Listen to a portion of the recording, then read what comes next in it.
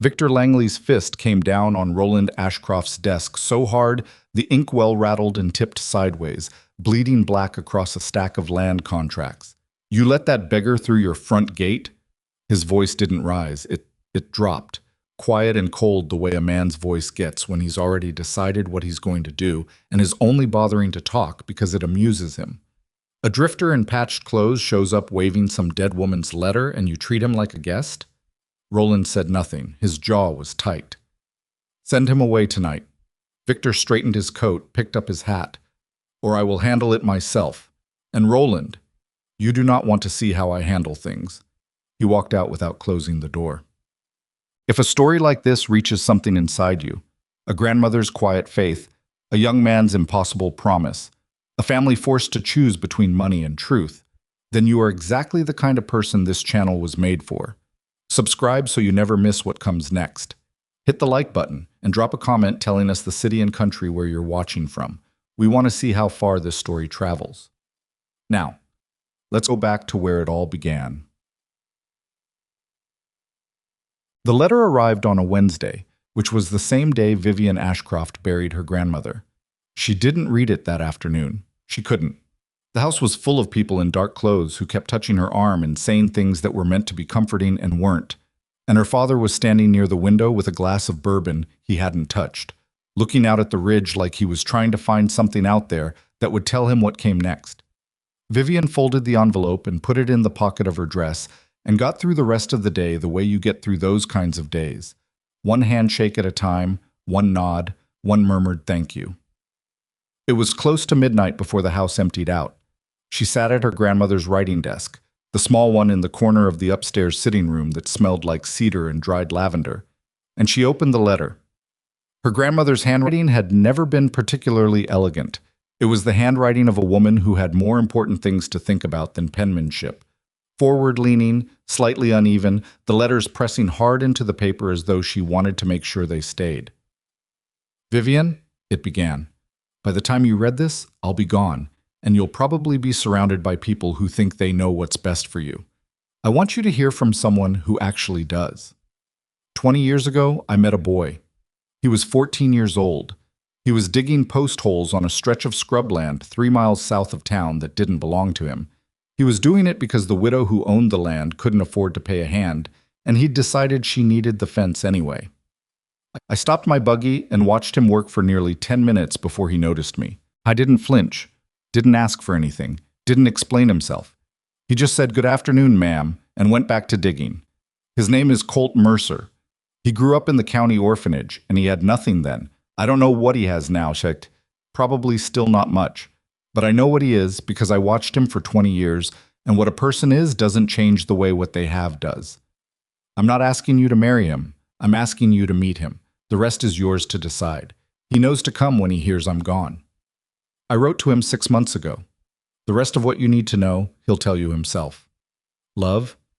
Grand Vivian read the letter twice. Then she set it down on the desk and sat for a long time looking at nothing in particular. She was 31 years old. She had been introduced to more men than she could count. The sons of cattlemen, the partners of lawyers, a state senator's nephew, 2 different men named Edward, who both owned more land than most small countries. She had smiled at all of them. She had danced with some of them. She had liked approximately none of them, at least not in the way her grandmother seemed to mean. And now here was a name she had never heard, in handwriting she would have recognized anywhere, attached to a story that made no sense and somehow made complete sense at the same time. She folded the letter and put it back in the envelope. She went to bed. She did not sleep. He showed up 4 days later. Vivian was in the yard when he came through the gate, not because she was waiting for him, or at least that's what she told herself, but because she'd been restless all morning and the house felt too small and the air outside was at least moving. She had her hands wrapped around a cup of coffee she'd forgotten was cold, and she was watching one of the stable hands work a young bay mare in the paddock when she heard the gate creak. He came in on foot. No horse, no wagon. Just a man walking, carrying a canvas bag over one shoulder that looked like it didn't weigh much. He was tall, broader through the shoulders than she'd expected somehow, though she wasn't sure what she'd expected. His boots were worn down at the heel, his coat had been mended at the elbow, and his hat had the look of something that had been through serious weather more than once. He stopped about 20 feet from her and took his hat off. "Miss Ashcroft," he said, "I'm Colt Mercer. I'm sorry for your loss." His voice was level, not nervous, not performative, just steady. Vivian looked at him for a moment. "She told you to come." "Yes, ma'am." "And you came." Something moved across his face, not quite a smile. "She asked me 20 years ago to be the kind of man worth trusting. Seemed like the least I could do was show up and let you decide if I managed it." Vivian didn't say anything right away. Around them, the ranch was going about its business. The mare snorting in the paddock, somebody hammering something on the far side of the barn, the smell of horses and hay, and the particular dry dust of a Silver Ridge afternoon. "You'd better come inside," she finally said. Her father was in the study. Roland Ashcroft was 63 years old and had spent those years doing exactly what his family expected of him, which had made him successful, and also, Vivian thought, somewhat rigid. The way a fence post gets rigid after years of holding the same position in the same ground. He was a fair man, or he tried to be, but he had very clear ideas about what things were worth and how that worth was measured. He looked at Colt the way a man looks at a horse he didn't send for. "My daughter tells me you have a letter from my mother-in-law," he said.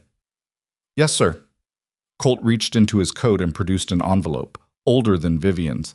The paper yellowed at the edges. He laid it on the desk. Roland didn't pick it up. "What exactly is it you're expecting to happen here, son?" "Nothing, sir." Colt's voice stayed even. "Your mother-in-law wrote to me 6 months ago and asked me to come meet Miss Ashcroft when she passed. That's what I've done. What happens after that isn't up to me. You rode all this way on the strength of a letter from a dead woman. I walked the last 9 miles, horse through a shoe." Roland stared at him. "That's not an answer." "She was good to me a long time ago," Colt said simply. "She didn't have to be. Coming here was the least I owed her." Roland picked up the letter then. "Read it," set it back down. Picked up his bourbon, the same glass, Vivian noticed, from 4 days ago, finally emptied now, and took a long, slow drink. "You can sleep in the old bunkhouse," he said. "There's no guarantee of anything beyond that." "Understood.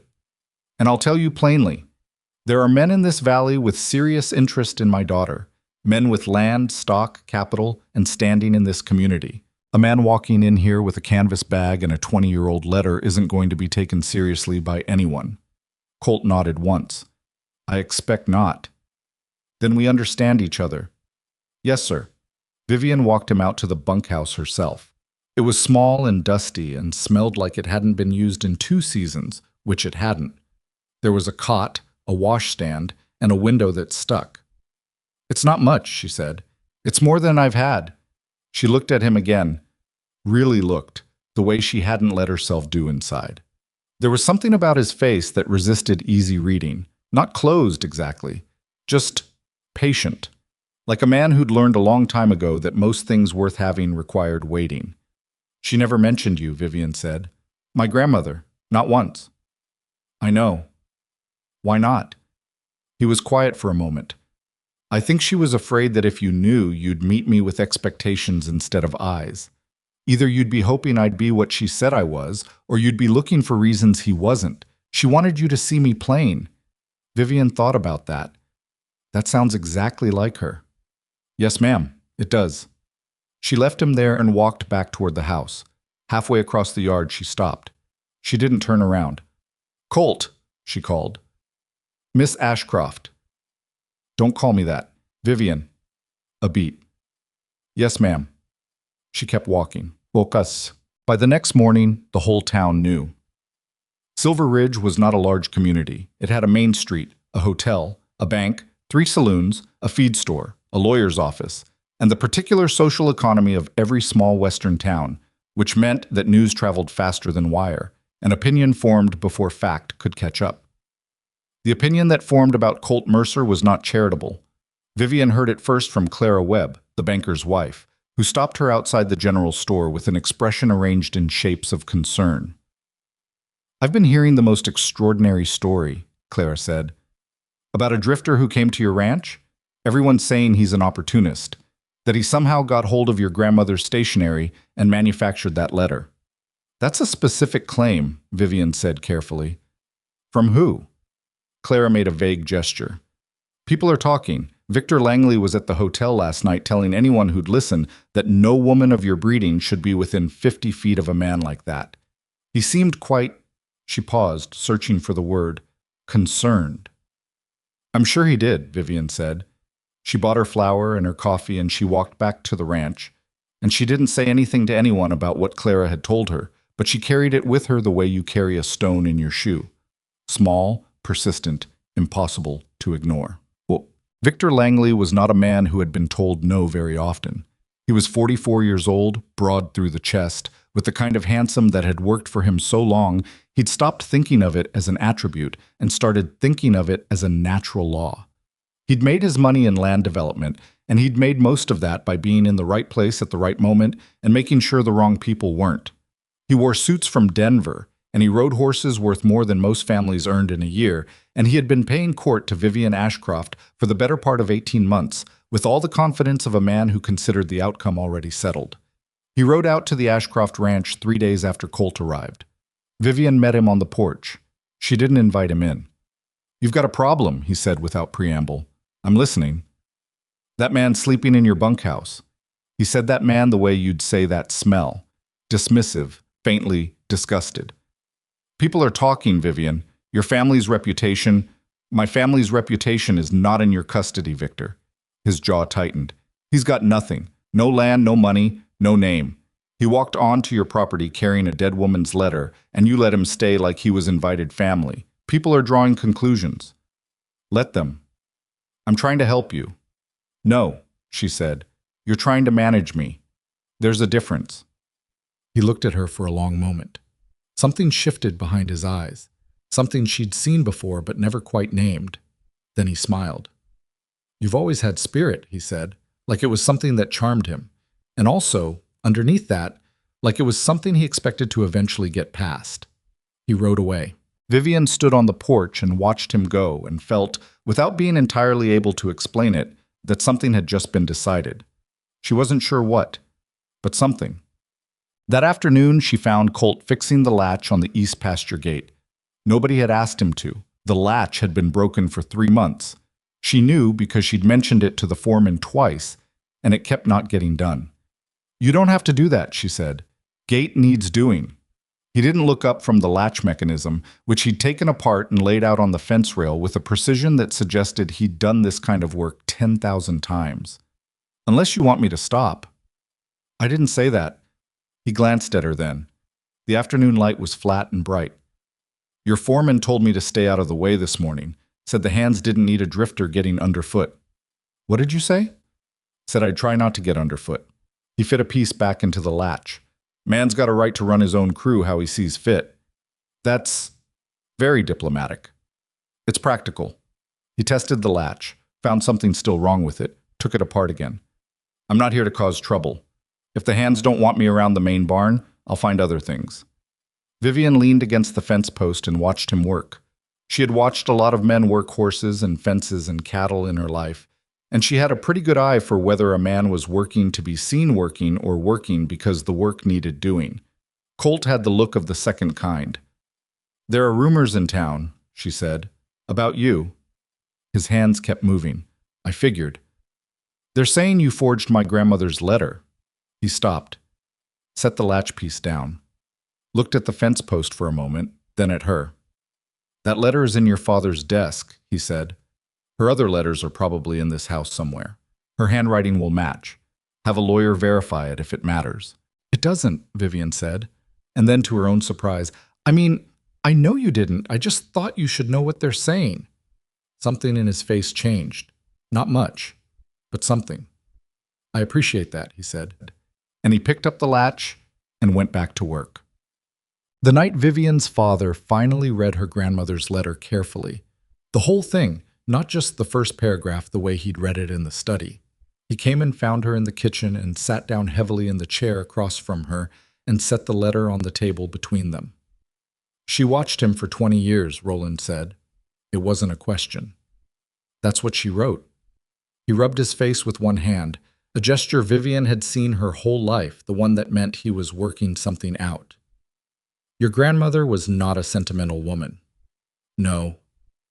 She was also not wrong about people, in my experience. He was quiet for a moment. In 40 years, I can think of 3 times she was wrong about a person, and all 3 times there were signs she chose to ignore, and I think she knew it. Vivian waited. She's not ignoring any signs here, Roland said. She's not saying he's perfect.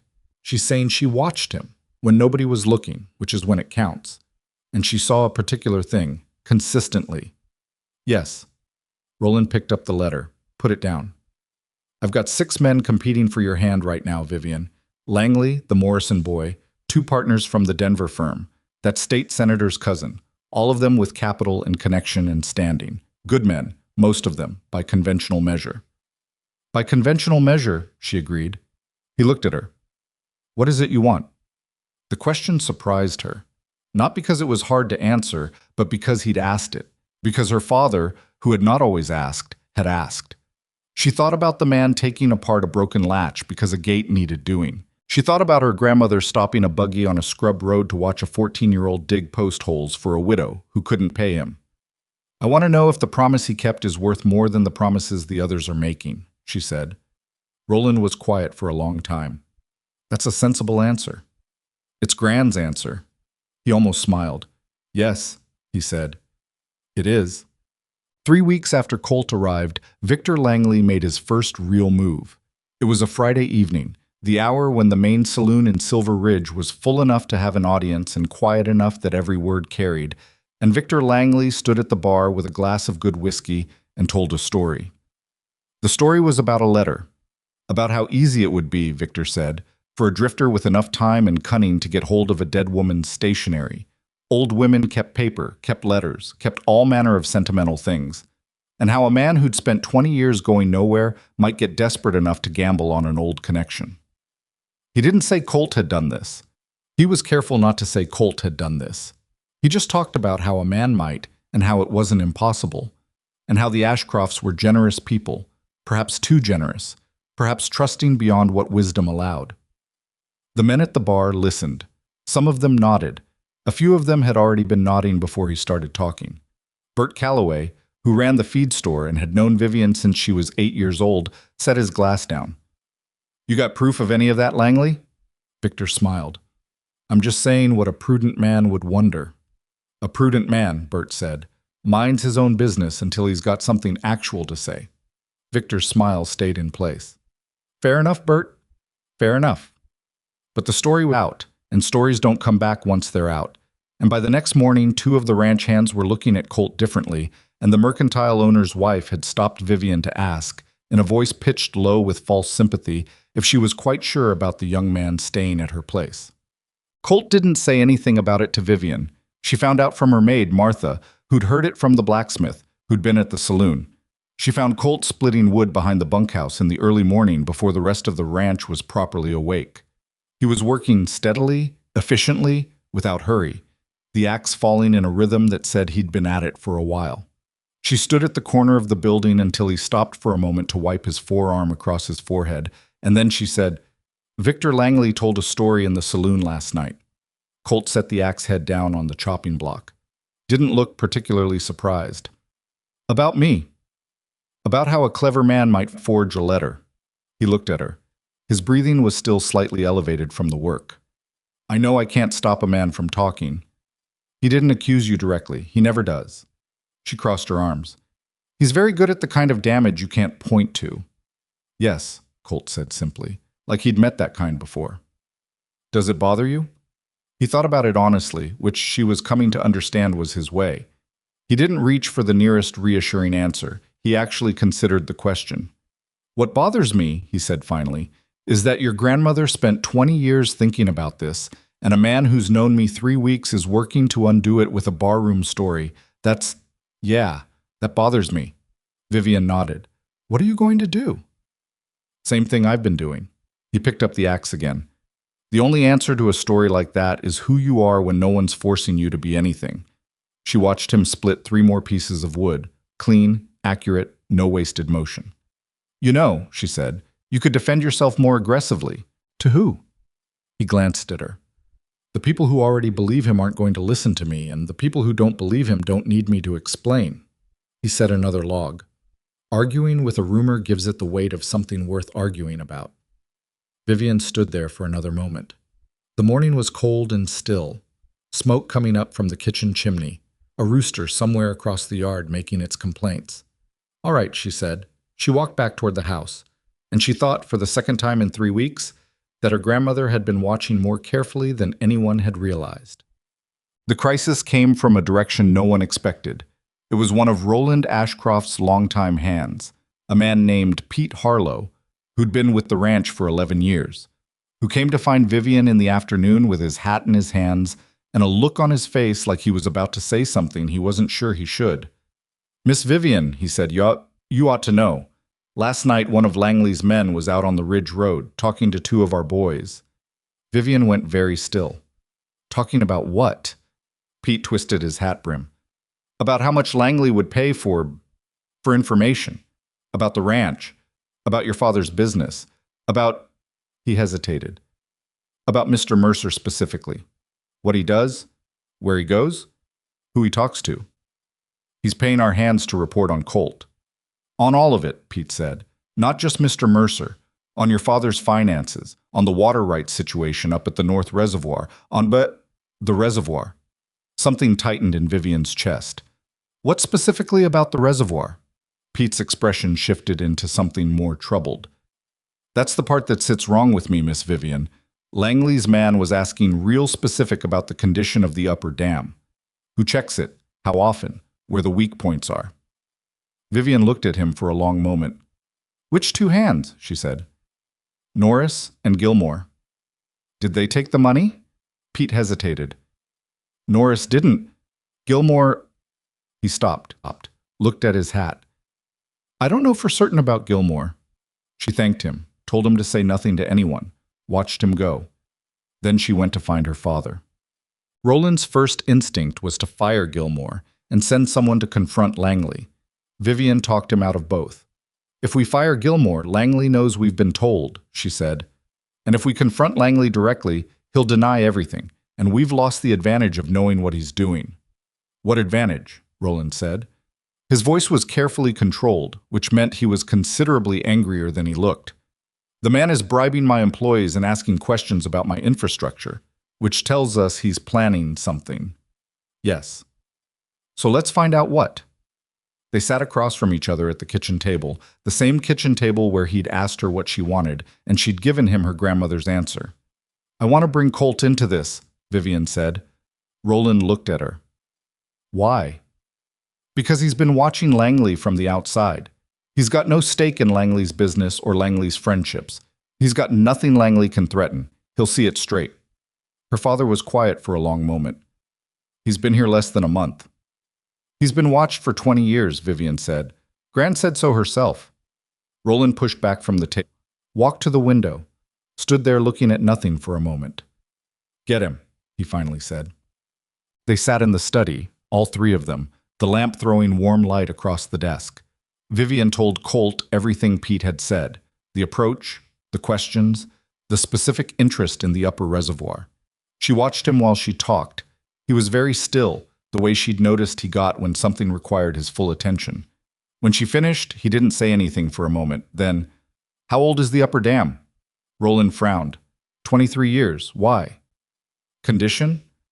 "It's been maintained, but the south wall there have been repairs, 2 big ones, maybe 3 years apart."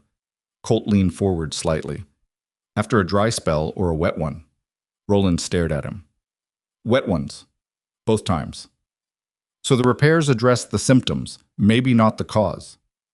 Colt looked at the desk like he was working something out in the wood grain.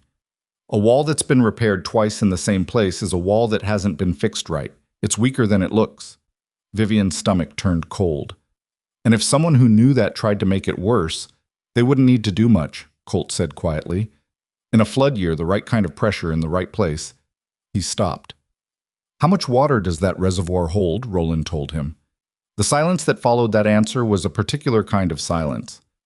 "The cattle," Roland said slowly. "The grazing pastures are in the canyon below the north face." "Yes," Vivian said. "And the bunkhouses." His face had gone pale. The new bunkhouses. We built them there last spring. How many men sleep there? Colt said. 30? Sometimes 40. The three of them looked at each other. We need to check that dam, Colt said. Tonight. Not tomorrow, not in the morning, tonight, before anyone who might be watching thinks we know to look. Roland stood up. I'll get the lanterns. They went up in the dark, the three of them and Pete Harlow, who knew the North Ridge Road better than anyone and who Roland trusted absolutely. The trail to the upper reservoir was steep and narrow, and the lanterns threw uncertain light. Vivian had put on her riding clothes and boots, and she climbed the trail without help, which she could see surprised Colt slightly, and which she ignored. The dam was a stone and earth construction, solid across its face, the reservoir black and flat behind it in the lantern light. It looked fine. It looked like it had always looked. Colt borrowed Pete's lantern and moved along the south wall, crouching, running his hand along the seam where the old repair met the original construction. He spent 20 minutes on it. Nobody talked. The wind off the ridge was cold. When he stood up, his face was tight. There, he said, and held the lantern to a section of wall about 4 feet above the water line. You see that dark line running horizontal? That's not a shadow. That's moisture coming through from the backside. Pete crouched and looked. Lord, he said quietly. The fill behind that section. Something shifted it. Could be natural settling, could be helped along. Colt looked at Roland. This dam needs a mason out here tomorrow. First light. And tonight? Roland said. Tonight? Colt looked up at the reservoir, at the black water sitting heavy behind the wall. Tonight I'd move those men out of the lower bunkhouse. All of them. Get them up to the main barn on some pretext. Don't tell them why. And Langley? Colt looked at him steadily. Don't touch Langley until we know for certain. Right now it's Pete's word and a wet spot on a wall. We need more than that. Vivian stood in the dark and looked at the dam and felt the particular quality of a danger that had been close without her knowing it. The way you feel the edge of a cliff only when you've stepped close enough to see over. She looked at Colt. His coat was covered in dust from the wall, his hands dirty from running them along the stone. He was looking at the seam in the wall with the expression of a man who has found the thing he was afraid of finding and is now deciding what to do about it. How did you know what to look for? She asked. He glanced at her. Spent 2 years on a dam crew in Utah. Foreman was a mean man and a brilliant engineer. Told us every mistake any dam ever made and how it made it. He looked back at the wall. You learn the failures first. They're more useful. Vivian thought about a 14-year-old boy digging post holes for a widow who couldn't pay him. She thought about a 20-year letter and a grandmother who'd stopped her buggy on a scrub road. She thought about the fact that the man standing next to her in the dark, with dirty hands and worn boots, had just told them that 40 people might have died in their sleep, and he'd said it without drama, without performance, just quietly, precisely, the way you say the thing that needs to be said. Let's go down, she said. We have work to do. They walked back down the ridge in the dark, the lantern light moving ahead of them, and behind them the reservoir sat still and full and waiting, the damaged wall holding everything back for now, for tonight, for this much longer. The mason's name was Edsel Pruitt, and he arrived at first light the way Roland had arranged, quietly, through the back trail, with no announcement made in town about where he was going or why. He spent 2 hours on the south wall of the upper dam. When he came down, he didn't say anything for a moment. He just stood there looking at his hands, which were covered in the particular grayish dust that comes off old mortar when you've been pressing into it hard enough to test it. Roland and Vivian and Colt were waiting at the base of the trail. Pete Harlow stood a little apart, arms crossed. Well, Roland said. Edsel looked up. He was a compact man, somewhere past 60, with the permanently squinted eyes of someone who'd spent decades examining things up close in bad light. The south wall has been tampered with. Nobody said anything. The drainage channels along the back face, 2 of them have been deliberately packed, mud and stone, pushed in deep, recent, week, maybe 2. He took his hat off and turned it in his hands. Reservoir fills any more, or we get a serious rain event. The pressure behind that wall is going to find that weak seam from the old repair, and it's going to find it fast. How fast? Colt said. Hour. Maybe less once it starts. Edsel looked at Roland.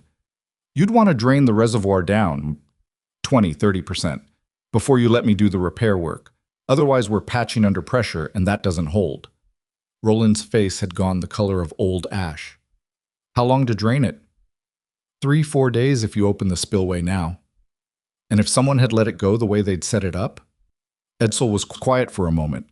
The morning wind moved through the scrub pines at the trailhead. Canyon below would have taken the full load. Everything down there, cattle, structures. He stopped. Men sleeping in those bunkhouses wouldn't have had time to wake up. The silence after that was the kind that sits on the chest. Roland turned and walked 10 feet away and stood with his back to all of them for a long moment. His shoulders were very straight. Vivian recognized that posture. It was the posture he used when he was holding something back that he didn't want witnessed. She looked at Colt. He was watching her father with an expression that was careful and quiet, and had in it something she could only call respect, not for Roland's wealth or his name, but for the fact that the man was standing there absorbing something terrible and not falling apart. "Who else knows about this?" Roland said without turning around. "Just us," Colt said, "and Edsel." "I don't talk," Edsel said flatly. It was clearly something he'd had occasion to say before. Roland turned back around. His face was composed again, the way stone is composed, surface only. "Start draining it today. Use the east spillway, not the main, less visible from the ridge road. Edsel, I'll double your rate. Nobody asks questions, nobody gets answers." Edsel nodded and went back up the trail. Roland looked at Colt. "Langley." "Yes." "You said last night we need more than a wet wall in Pete's word." "We do," Colt said. "What Edsel just told us helps. But packed drainage channels could be explained. Poorly maintained, natural debris. A good lawyer argues it either way." He paused. "What we need is the men Langley used, one of them, anyway, someone who was on that wall." "And how do we find that?" Roland said. Not a question exactly, the voice of a man running possibilities. "Gilmore," Vivian said. Both men looked at her. "You said you don't know for certain if Gilmore took the money," she said to her father. "That means he might not have. Or he might have and regretted it. Either way, a man in that position is uncomfortable. He knows what he knows, and he's carrying it." She looked at her father steadily. "Someone should talk to him." "I'll do it," Colt said. Roland shook his head. "He doesn't trust you." "No, but he also doesn't owe Langley anything the way your other hands might think they do. He's not loyal to the man. He was just offered money." Colt looked at Roland. "I'm not going to threaten him. I'm just going to have a conversation." Roland studied him for a moment. Then he said, "Don't make promises on my behalf." "I won't." Colt found Gilmore that afternoon mending a section of fence on the property's eastern boundary, far from the main barn, far from the bunkhouse, the kind of solitary assignment that suggested Gilmore had been making himself scarce. He was a man in his late 30s, raw-boned and deliberate in his movements, with the look of someone who hadn't slept well in some days. He heard Colt coming and didn't look up. "Come to fire me?" "No?" Colt crouched down on the other side of the fence and picked up a strand of wire, turned it in his hands. "Came to see how you were getting on." "I'm getting on fine." "That's good." Colt set the wire down. "Must be hard, though, knowing what you know." Gilmore's hand stopped moving, then started again. "Don't know what you're referring to." "I think you do." Colt didn't push it, didn't lean into it. He just sat with the statement and let it be. The afternoon was warm, a meadowlark somewhere in the distance, doing its level best about something. After a while, Gilmore said, "I didn't take his money." "I know." The man looked at him then. Surprised, or pretending to be surprised, it was hard to tell. "How do you know?" "Because you're still here," Colt said. "A man who took that money and knew what it was for. He'd have found a reason to be somewhere else by now." Gilmore put his fencing pliers down, rubbed the back of his neck. His man said it was just information, just the layout of the property, how the ranch operated. Said Langley was thinking about making an offer to buy and wanted to know what he was looking at. "And you believe that?" He stopped. "I didn't know what to believe. It sounded wrong, but I couldn't say exactly why." He looked at the fence. "Norris told me later what they'd been asking about specifically, the dam." His voice went flat on that last word. "When Norris said that, He didn't finish. "The drainage channels on the south wall were packed," Colt said quietly. "Deliberately." Edsel Pruitt came up this morning. Gilmore went very still. Nobody's been in the lower bunkhouse since last night, Colt continued. 30-some men sleeping somewhere else without knowing why. Lord, the word came out like air leaving a punctured thing. His man who approached you and Norris, Colt said. You'd recognize him? Gilmore looked at him. There was something working in his face, the particular calculus of a man deciding how far in he's willing to go. What happens to me if I say yes? That's not mine to promise, Colt said honestly. But I'll tell you what I think. I think Roland Ashcroft is a fair man who's more interested in the truth than in punishing the right people for the wrong reason. I think the man you need to be worried about isn't Roland. Gilmore was quiet for a long time. A crow landed on the fence post 20 feet down, regarded them briefly, and left. His name's Dutton, Gilmore finally said. Calls himself a land agent, works out of the hotel. Langley's been using him as a go-between for months, for this and for other things, from what I heard. What other things? There's a water rights claim on the North Creek. 3 small ranchers who've been trying to push it through the county recorder's office. Dutton's been filing objections on Langley's behalf, running up the legal cost, waiting for them to run out of money.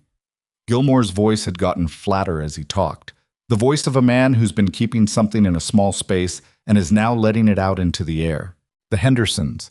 You know them? Old couple, southwest corner of the valley. Langley's been at their property line for 2 years. Dutton files a surveying dispute, just different enough from the last one that they have to hire a lawyer again. Colt listened. He didn't interrupt. He does it slow, Gilmore said. Patient.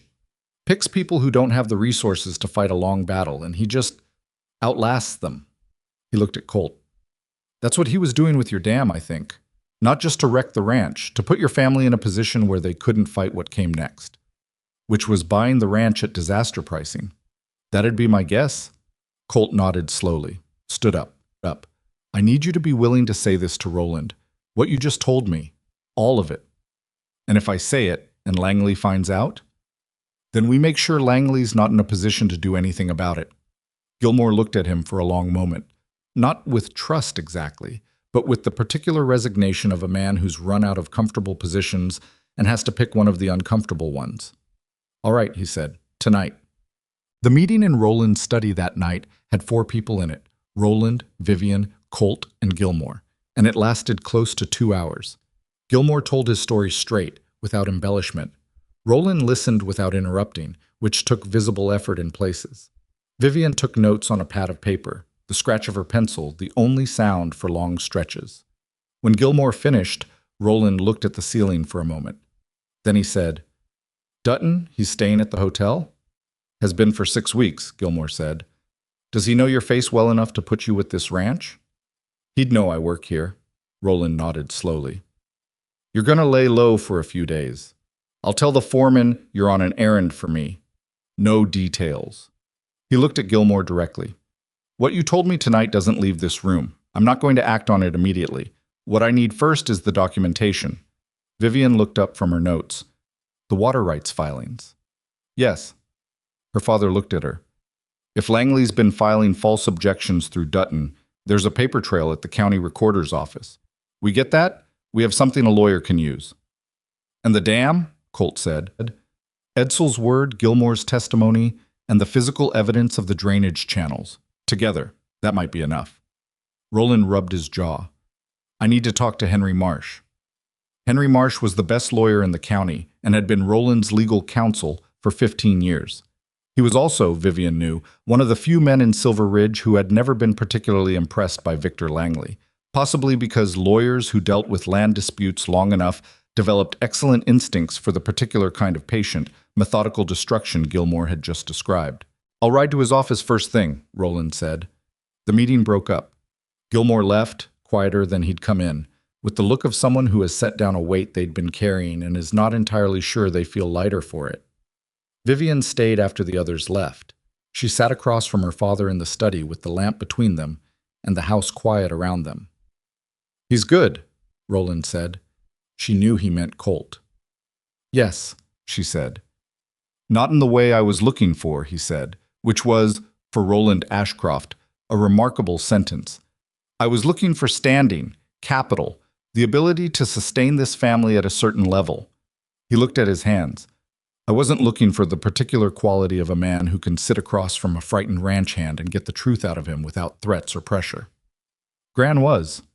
Your grandmother, he said, with a complicated expression that had grief in it and something else, some kind of respect that comes too late, was looking at things I didn't know to look for.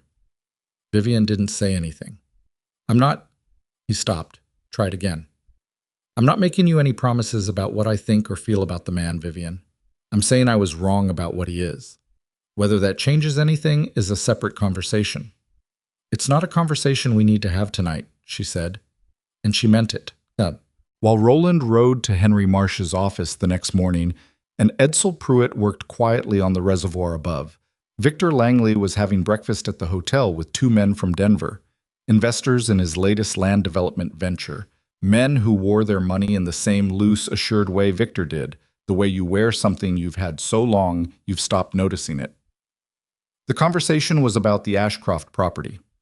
The North Reservoir situation. Is that resolved? Said the elder of the two Denver men, a gray-templed man named Fisk who had the eyes of someone who wanted the numbers without the story. It's in hand, Victor said. You said that 3 weeks ago. It's more in hand than it was 3 weeks ago. Victor lifted his coffee cup. The Ashcroft girl is still entertaining that drifter from her grandmother's letter. Old Roland's patience with the situation is going to run out soon. A man like Roland doesn't stomach embarrassment indefinitely. Once that circus ends, the family's going to be looking for stability, which is where our offer comes in. What about the water rights on the North Creek? Dutton's handling it. The 3 ranchers on that claim are down to their last round of legal fees. One more filing and they'll have to drop it. He set down his cup. The creek rights come with the North property. We get the North property. We control the water access for everything from the Henderson line to the county road. That's the whole northwest quarter of the valley. Fisk made a small, satisfied sound. Timeline? End of summer, Victor said. Maybe sooner if things accelerate. He said it with the calm of a man who believed completely in his own plan. The thing about Victor Langley, the thing that made him genuinely dangerous and also, eventually, fragile, was that he was very good at the version of reality he had constructed in his own mind. He was not stupid. He was not impulsive. He was thorough and patient, and he had won a great many slow battles. What he was not good at was accounting for the version of reality in which the person he'd underestimated was also thorough, also patient, and had nothing to lose. The county recorder's office was a one-room building 2 blocks off the main street, staffed by a man named Gerald, who had held the position for 22 years and had, in that time, developed a near photographic memory for every document that passed through his hands. Vivian went herself. Not her father. Her father's visit would have been noticed, talked about, would have carried weight in the wrong direction. A woman visiting the recorder's office on what she described as a routine property inquiry was considerably less remarkable. Gerald was a slight man with spectacles and an indexing system that bordered on the obsessive. He knew exactly what she was looking for when she described the filings, not because he'd been tipped off, but because he'd been watching those particular objections move through his office with the background unease of a man who notices when something doesn't add up but lacks the authority to do anything about it. I've pulled the North Creek water rights file 3 times in the past year for various parties, he said, setting a folder on the counter. What you'll find in there is 11 separate objection filings, all signed by a land agent named Dutton, acting on behalf of a silent principal.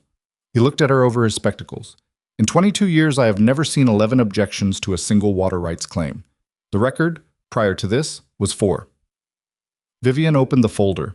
The filings were meticulous.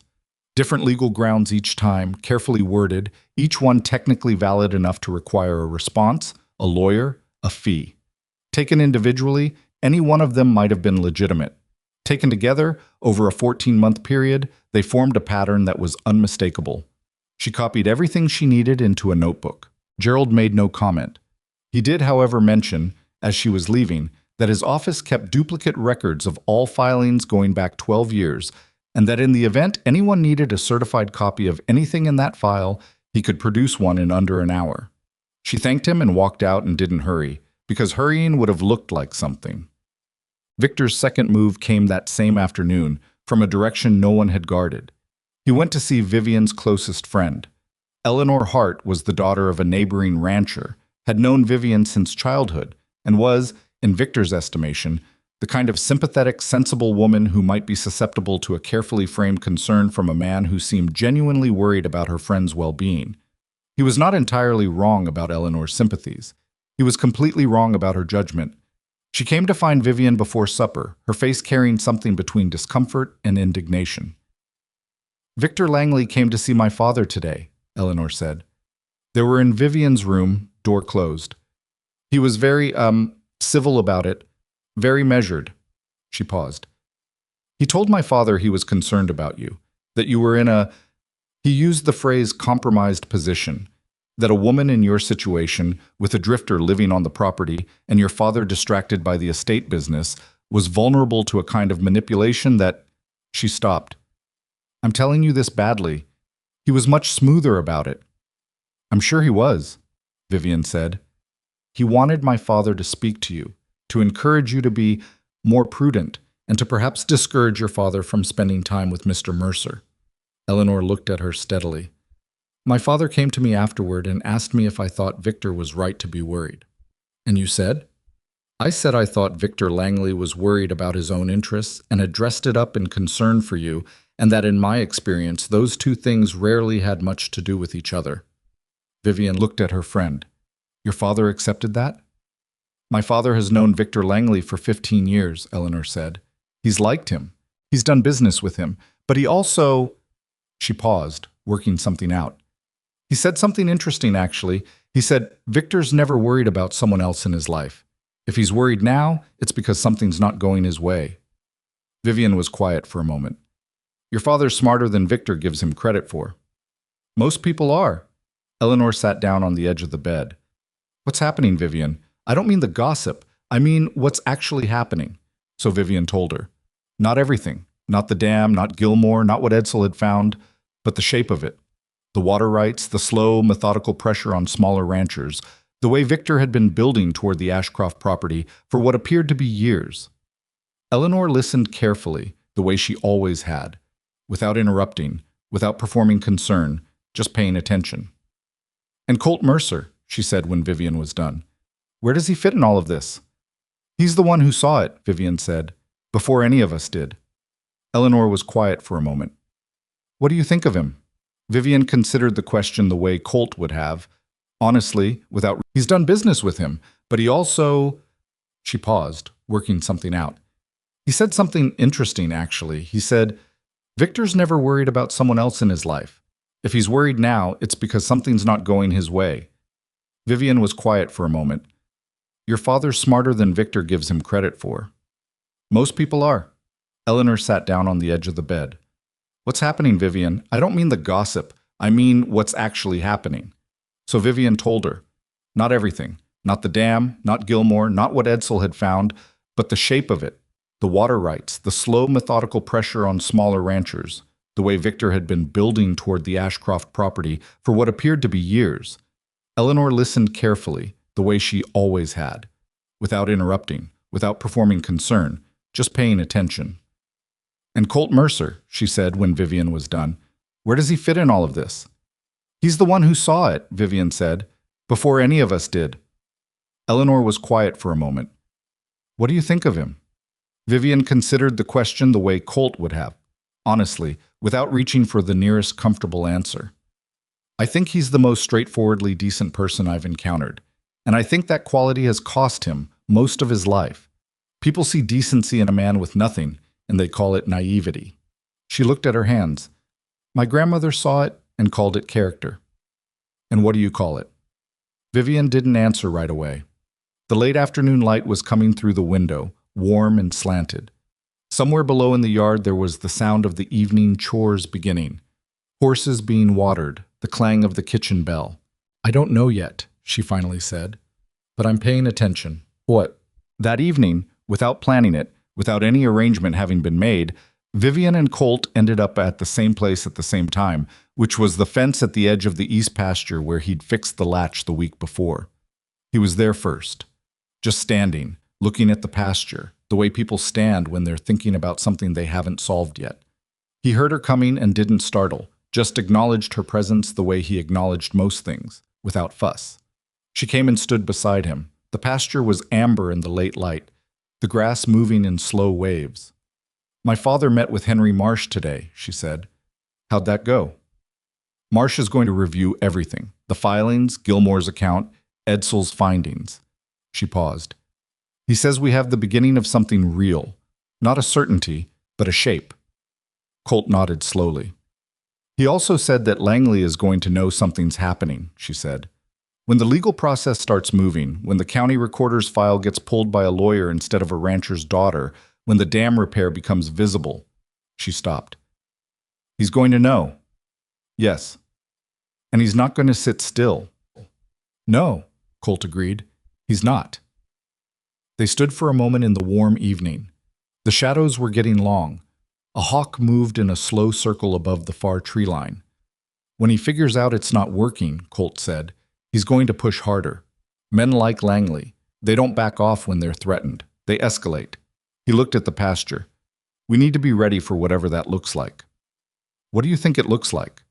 He was quiet, turning something over. "He's going to go after the thing that matters most. He doesn't fight the ground.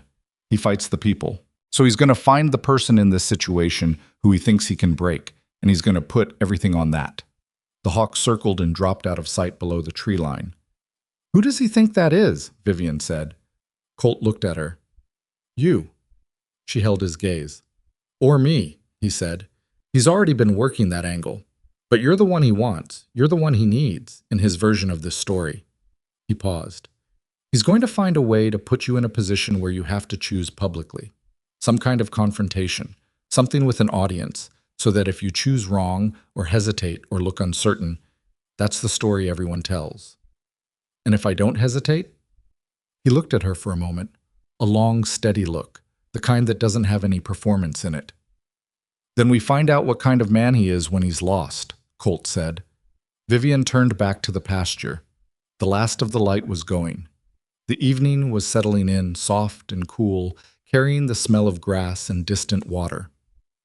"My grandmother wrote to you 6 months before she died," she said. "She knew she was dying." "Yes." "She could have told me then. She could have written to me about you, introduced the idea, given me time to—" She stopped. "She didn't. She waited until she was gone and left a letter she knew I'd read alone." Colt didn't say anything. "Why do you think she did it that way?" He was quiet for a moment. The pasture was darkening. "Because she knew you," he finally said. "She knew that if she told you while she was alive, you'd have done whatever she needed you to do.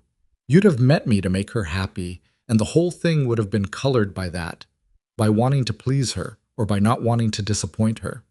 He paused. "She wanted you to meet me without owing her anything, without it being for her." Vivian stood with that for a moment. "That," she said quietly, "is exactly right." The dark was coming in properly now. The first stars were beginning to show above the eastern ridge. "You should go in," Colt said. "Not with any urgency, just practically. You should too. In a while." He looked back at the pasture. "I like the evenings out here." Vivian looked at him one more time, at the man her grandmother had watched for 20 years, standing in the fading light of a ranch that had almost been ruined, with dirty boots and a steady bearing and absolutely nothing in the world except his own reliable character. She went inside. She didn't say goodnight. It didn't seem necessary. Behind her, Colt stood in the darkening evening, watching the pasture go from amber to gray to the deep, quiet blue of full dusk, thinking about what came next, and what a man could prepare for, and what a man simply had to be ready to face when it arrived, without warning, with everything depending on who he was in that particular moment. He didn't know yet that the moment was 3 days away. The 3 days passed the way dangerous days sometimes do, quietly, with the deceptive normalcy of ordinary work continuing around something that was anything but ordinary. Edsel Pruitt worked the south wall of the dam with 2 men Roland trusted absolutely. The spillway ran steadily, draining the reservoir down inch by inch, in a process that was invisible from the road and unremarkable to anyone who didn't know what they were looking at. Henry Marsh reviewed the county recorder's documents in his office with the door locked and the blinds drawn, and when he was done, he called Roland in and spread everything on his desk and said, in the flat, precise voice of a man who has seen a great deal and is not easily shocked, that what they had was serious, that it would require careful handling, and that timing was going to matter considerably. Colt worked. He did what he'd been doing since the first week: the fences, the horses, the 100 small tasks that a working ranch generates, and that often go undone for lack of someone willing to do them without being asked. The hands who'd been cool toward him hadn't warmed much, but they'd stopped actively avoiding him, which on a ranch was approximately the same as acceptance. Victor Langley, as far as anyone could tell, was doing nothing, which was the part that worried Colt most. A patient man doing nothing is not a man who has stopped. He is a man who is waiting for something specific. And Colt had lived long enough around difficult situations to know that the moment before a patient man acts is the hardest to read, because everything looks calm right up until it doesn't. The break came on a Thursday. It came in the form of a rider, one of the hands from the Morrison spread, a young man named Cal, who rode in fast and went straight to Roland without stopping. Vivian saw him from the kitchen window and was outside before he'd dismounted. "What is it?" she said. Cal was breathing hard. "Mr. Ashcroft, there's water coming over the North Trail, coming down fast. The Henderson place." He stopped, catching his breath. "Henderson's Creek is running wrong. It's not the creek. It's coming from above. From the ridge." Vivian turned and ran for the study. They had the wrong dam. That was the thing none of them had anticipated, because it was not the thing any reasonable person would have done. The upper reservoir, the one Edsel had found tampered with, the one they'd been draining and repairing, that was the visible threat, the one they'd defended. But Langley had 2 men and 2 nights, and apparently no shortage of patience, and while Edsel and Roland's trusted hands worked the upper dam, someone had gone to the secondary catch basin on the East Ridge, smaller, older, barely mentioned in any of the ranch's recent documents, and done the same thing: packed the drainage, weakened the face. And then, because the East Basin sat above Henderson's land and not directly above Ashcroft land, the initial break had gone into the Henderson Creek channel, not into the Ashcroft Canyon, which meant the Hendersons were in the path of it, an elderly couple, southwest corner of the valley. Langley had been at their property line for 2 years. Colt understood it the moment Roland told him, standing in the yard with Cal still half out of breath beside them. The reservoir damage was never solely about destroying the Ashcroft Ranch in one catastrophic moment. It was about creating chaos, flooding, property damage, legal confusion, desperate people making desperate decisions. Roland would be overwhelmed managing his own crisis. The Hendersons would be wiped out. Other small ranchers in the low ground would take damage. And Victor Langley, with his capital and his connections and his Denver investors already in town, would be positioned to buy distressed properties at a fraction of their value, while everyone was still trying to figure out what had happened. "How bad is the break?" Colt said to Cal. "I didn't see it myself. Morrison's foreman sent me. He said the water's moving through the Henderson lower field. The house is on the rise, so they're probably clear, but their barn and the stock—" "How many cattle do the Hendersons run?" 60, 70 head, mostly in the lower pasture this time of year. Colt looked at Roland. "I need 3 horses and whoever you can spare in the next 10 minutes. Roland didn't hesitate. "Pete. Take Pete and whoever else is at the barn. I need rope, a lot of it, and boards if there are any cut, something to shore with." "Vivian?" Roland said. She was already moving toward the barn. What followed was not heroic in the way stories make things heroic. It was loud and wet and exhausting, and at several points, it was genuinely terrifying. The East Basin break was not a catastrophic wall failure, not yet. What it was a steady and increasing surge of water through a compromised section of the basin face, pouring down the rocky east slope and collecting in the Henderson's lower creek channel, which was not designed to carry that volume, and was making its dissatisfaction known by spreading across the low pasture in a wide, muddy, fast-moving sheet. Colt got there ahead of Pete by about 2 minutes, which was 2 minutes he used to look at the situation and make decisions before anyone arrived to complicate them. The Henderson cattle were in the lower pasture, which was already ankle-deep in fast-moving water and getting deeper. The animals were bunched at the high end of the pasture, pressing against the fence, frightened and loud, but they hadn't panicked into a run yet. The fence was holding, barely. The gate was on the low side of the pasture. the wrong side, now submerged, which meant opening the gate to move the cattle would require someone going into the water. The barn was on intermediate ground. Not flooding yet, but the water line was moving toward it at a rate Colt estimated gave them 20 minutes. Old man Henderson himself was standing at the barn door when Colt rode up. A man in his 70s, still straight-backed, with the weathered look of someone who'd spent 50 years outdoors and the expression of someone who was watching 50 years of work, threatened all at once. Mercer, the old man said. He'd seen Colt at the feed store once, been introduced by Pete. Mr. Henderson, we need to move your cattle, and we need to do it in the next few minutes. I need you to tell me the high ground on your north side. Where can we push them that the water won't reach?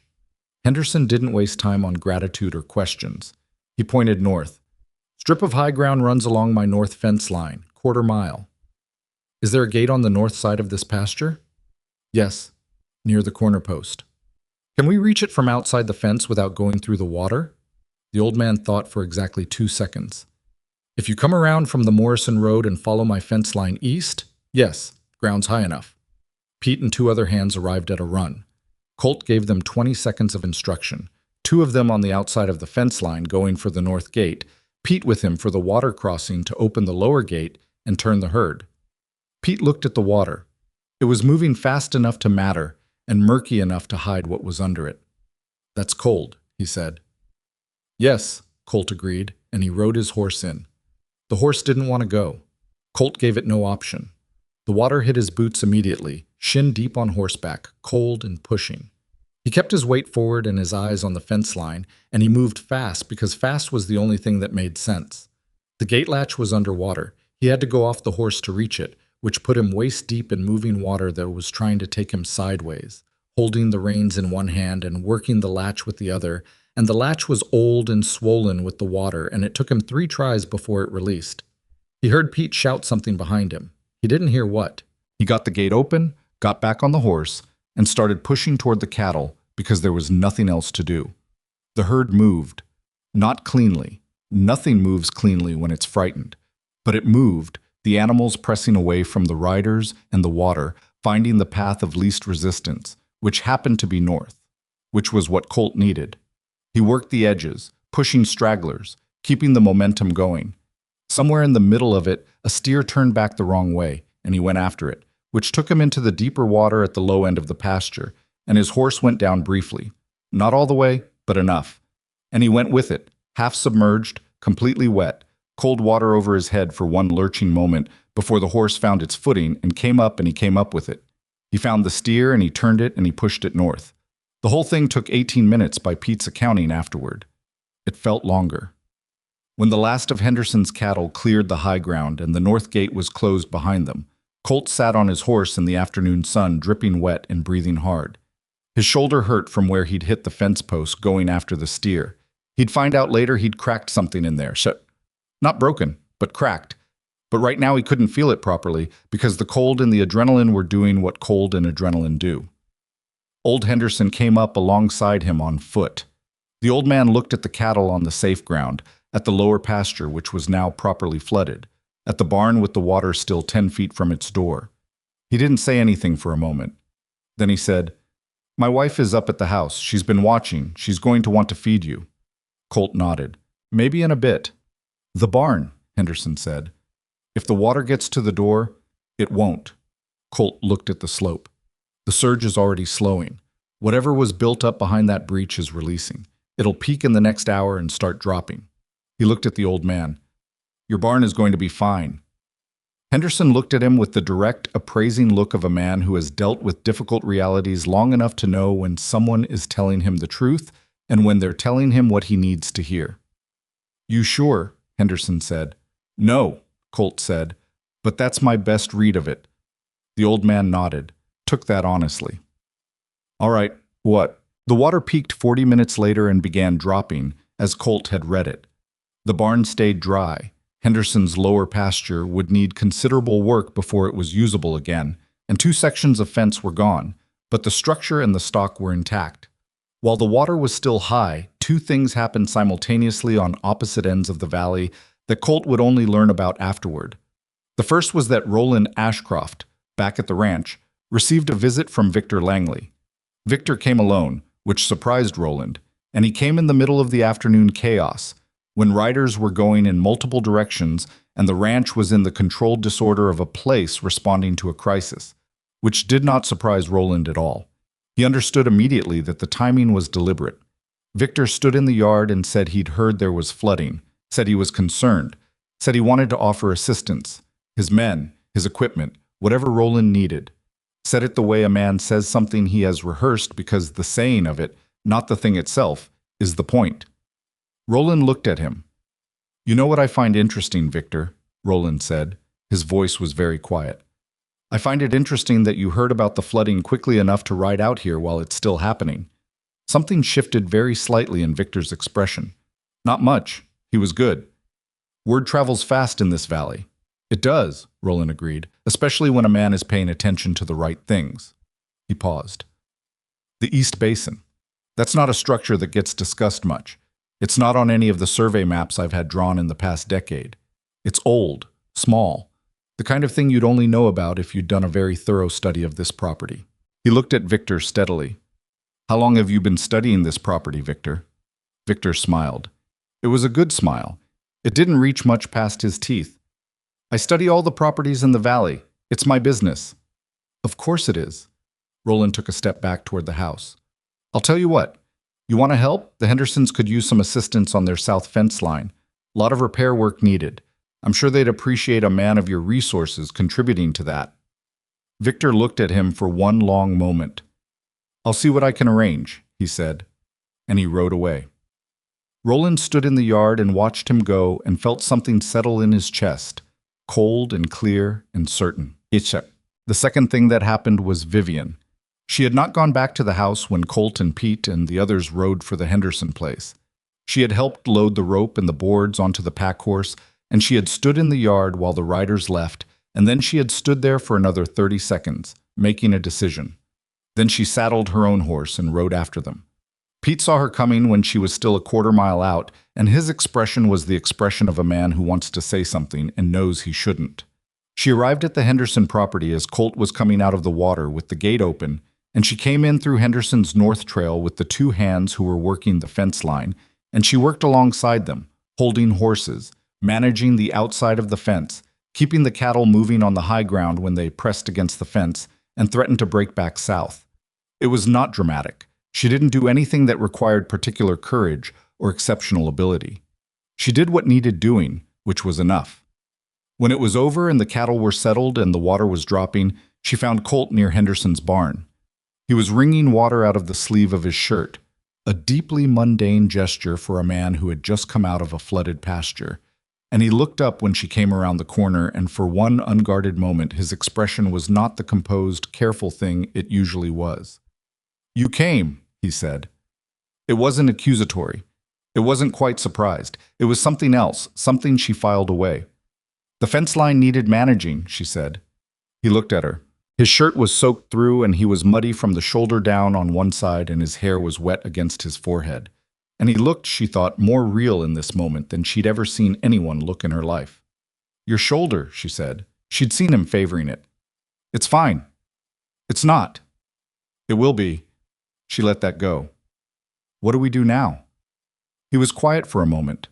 He reached up and pressed his hand against his shoulder, testing it in a way that said he was cataloging the damage rather than ignoring it.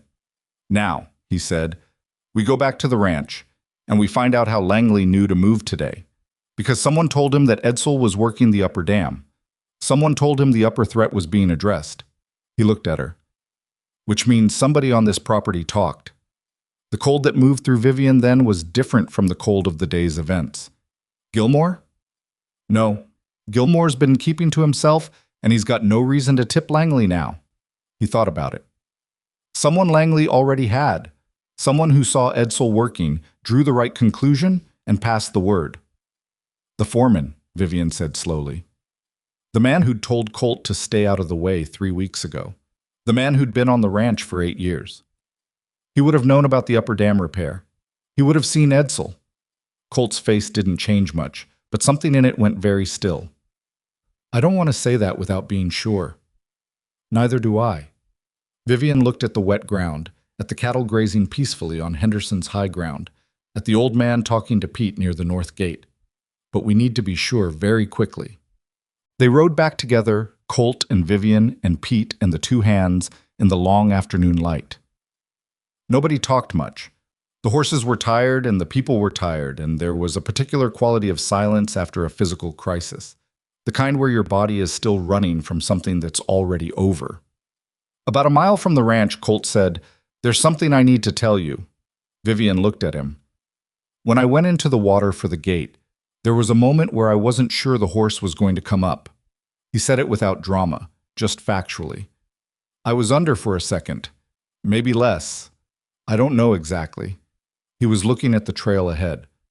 "I've been in difficult situations before. I've been broke, hungry, cold, all of it. I don't say this to—" He paused, searching for the right words, and not finding them immediately, which was somehow more honest than finding them quickly. "I'm telling you because I don't know how to not tell you, and that's strange for me because I generally don't tell people things." Vivian rode for a moment in silence. "Why?" she said. "Because I don't know." He stopped again, started again differently. "Your grandmother asked me 20 years ago to be a man worth trusting.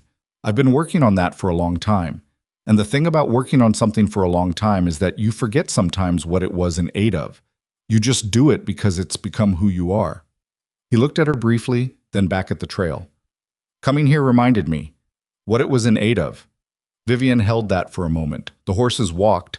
The late light was golden and soft and forgiving of everything. "She was right about you," Vivian said. He didn't respond to that, which was somehow the right response. Roland was waiting at the yard gate when they rode in. He had the look of a man who had been doing difficult things all afternoon and was not done yet. He told Vivian and Colt about Victor's visit, quickly, factually, the way he'd gotten into the habit of talking when the four of them were together working a problem. "He knew," Roland said. "He was here too fast and he asked too little. A man who doesn't know what happened asks questions. A man who does know looks concerned and offers help," Colt said. Roland looked at him. "Lyle," Vivian said. "His name is Lyle Garrett. He's been with us 8 years." Roland's face went through something complicated. 8 years is a long time. 8 years is dinners and Christmas mornings and a man you've trusted with your property and your people and your livestock. "I don't want it to be true," Roland said. "Neither do I," Colt said. "But someone saw Edsel working the upper dam and told Langley, and of the people on this property who knew about the dam work." "I know," Roland said. "I know." He rubbed his face. "How do we find out for certain?" "I already know," said a voice behind them. They turned. Pete Harlow was standing at the barn door. He had the look of someone who had been working up to saying something for a while. "Pete," Roland said carefully. "Lyle and I go back 15 years, Pete said. "I didn't want it to be him either, but 2 weeks ago, before any of this, I saw him talking to Dutton in town. At the time I thought it was just men talk, it didn't mean anything." He looked at Roland and there was real pain in his face. "I should have said something then. I didn't, and I'm sorry for that." Roland was quiet for a long moment. "Where's Lyle now?" he said. "Up at the north barn," Pete said. "Been up there all afternoon." The group stood in the yard. Nobody was moving.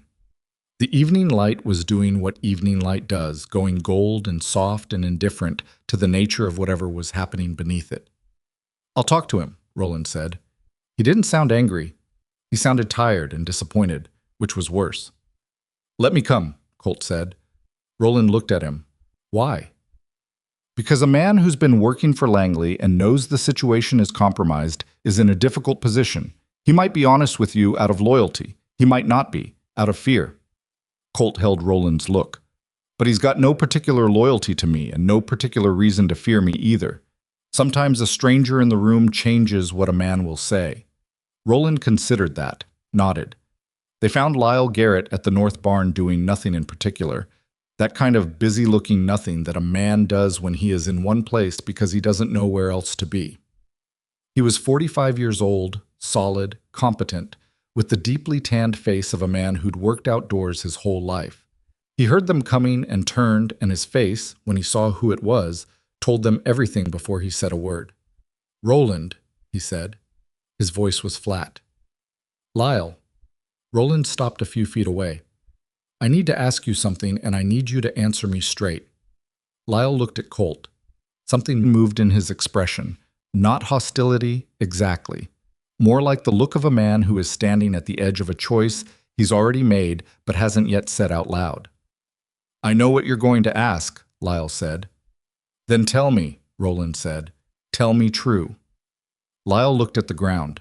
He had his hands at his sides and they were very still, which was how Colt could see they were holding something back. Dutton came to me 4 months ago, said Langley was interested in investing in the valley, wanted to understand how the bigger operations worked. Said it was just business information, nothing harmful. He stopped. He paid me. Not a lot, but I took it. Nobody said anything. When Edsel came out to work the upper dam, I told Dutton. He raised his eyes to Roland's. I didn't know what they were going to do. I swear to you, I didn't know about the dam being tampered with. I thought it was just, I don't know what I thought. I didn't think. His voice dropped. That's the truth of it. I didn't think.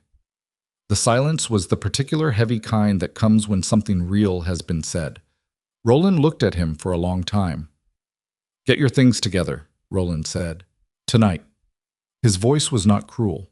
It was the voice of a man who has learned in the last 4 days what trust costs when it's misplaced and is not prepared to discuss it.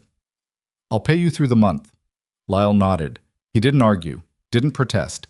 He just nodded and walked past them out of the barn, and his footsteps on the hard ground faded.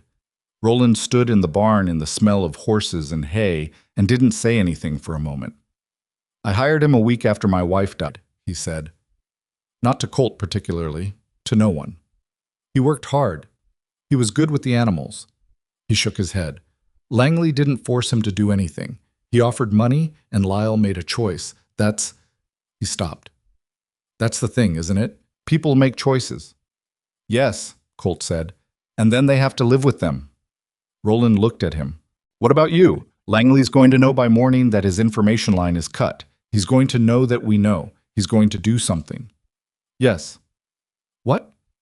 Colt leaned against the barn wall. His shoulder was aching properly now, the way an injury starts aching once the adrenaline has gone. He pressed his palm against it and thought. He's going to go to the law first, Colt said. Or rather, the law he's comfortable with. There's a county commissioner, isn't there? Someone who's friendly with Langley's business interests? Roland's jaw tightened. Dale Pruitt. He and Langley have been partnered on 2 land ventures. Then Langley's going to go to Pruitt and tell him a story about an unstable dam on the Ashcroft property that caused flooding damage to Henderson's land. He's going to frame it as negligence. Your negligence. Colt looked at Roland steadily. He's going to try to get ahead of the story and turn you into the problem. Roland stared at him. That's why we need Henry Marsh in front of this by morning, Colt said. Marsh files the formal complaint about the water rights violations and the dam tampering before Langley gets to Pruitt. You can't stop Langley from talking to Pruitt, but you can make sure the official record has your version in it first. Can we get Marsh tonight? I'll ride to him, Colt said. Now, if you'll give me a fresh horse. Roland looked at him, at the wet clothes and the injured shoulder and the long day already behind him. You don't have to, he started. I know, Colt said simply. Give me the horse. He rode it to Marsh's house in the dark. The lawyer came to the door in his nightshirt with a lamp and the expression of a man who has been practicing law long enough not to be surprised by people needing things at unreasonable hours. Colt told him everything in 15 minutes, standing on the porch in the dark. Marsh listened without interrupting, which lawyers rarely do and good ones always do. When Colt finished, Marsh said, I need you to understand something. What we have is strong circumstantially. Gilmore's testimony, Edsel's findings, the recorder's documents, today's flooding, Lyle Garrett's admission. A good lawyer looks at that and sees a case. A judge looks at that and sees enough to proceed. He paused. But Victor Langley is not going to fold quietly. He has money and he has connections, and he has the particular confidence of a man who has never been held accountable for anything, which means he's going to fight this in a way that is ugly and expensive and personal. I know, Colt said. Are you prepared for what that looks like directed at you specifically? Colt looked at the dark road behind him. He's going to say I manipulated the situation, that I used the grandmother's letter to get into the Ashcroft family and engineered the whole crisis to discredit him. That is exactly what he is going to say, Marsh confirmed. And some people will believe it, regardless of the evidence. Not because they're stupid, but because it's a compelling story, and people like compelling stories. I know that too, Colt said. And? And I'm still here. He looked at Marsh. File what you need to file. First thing. Marsh nodded slowly. He had the look of a man making a final assessment of something.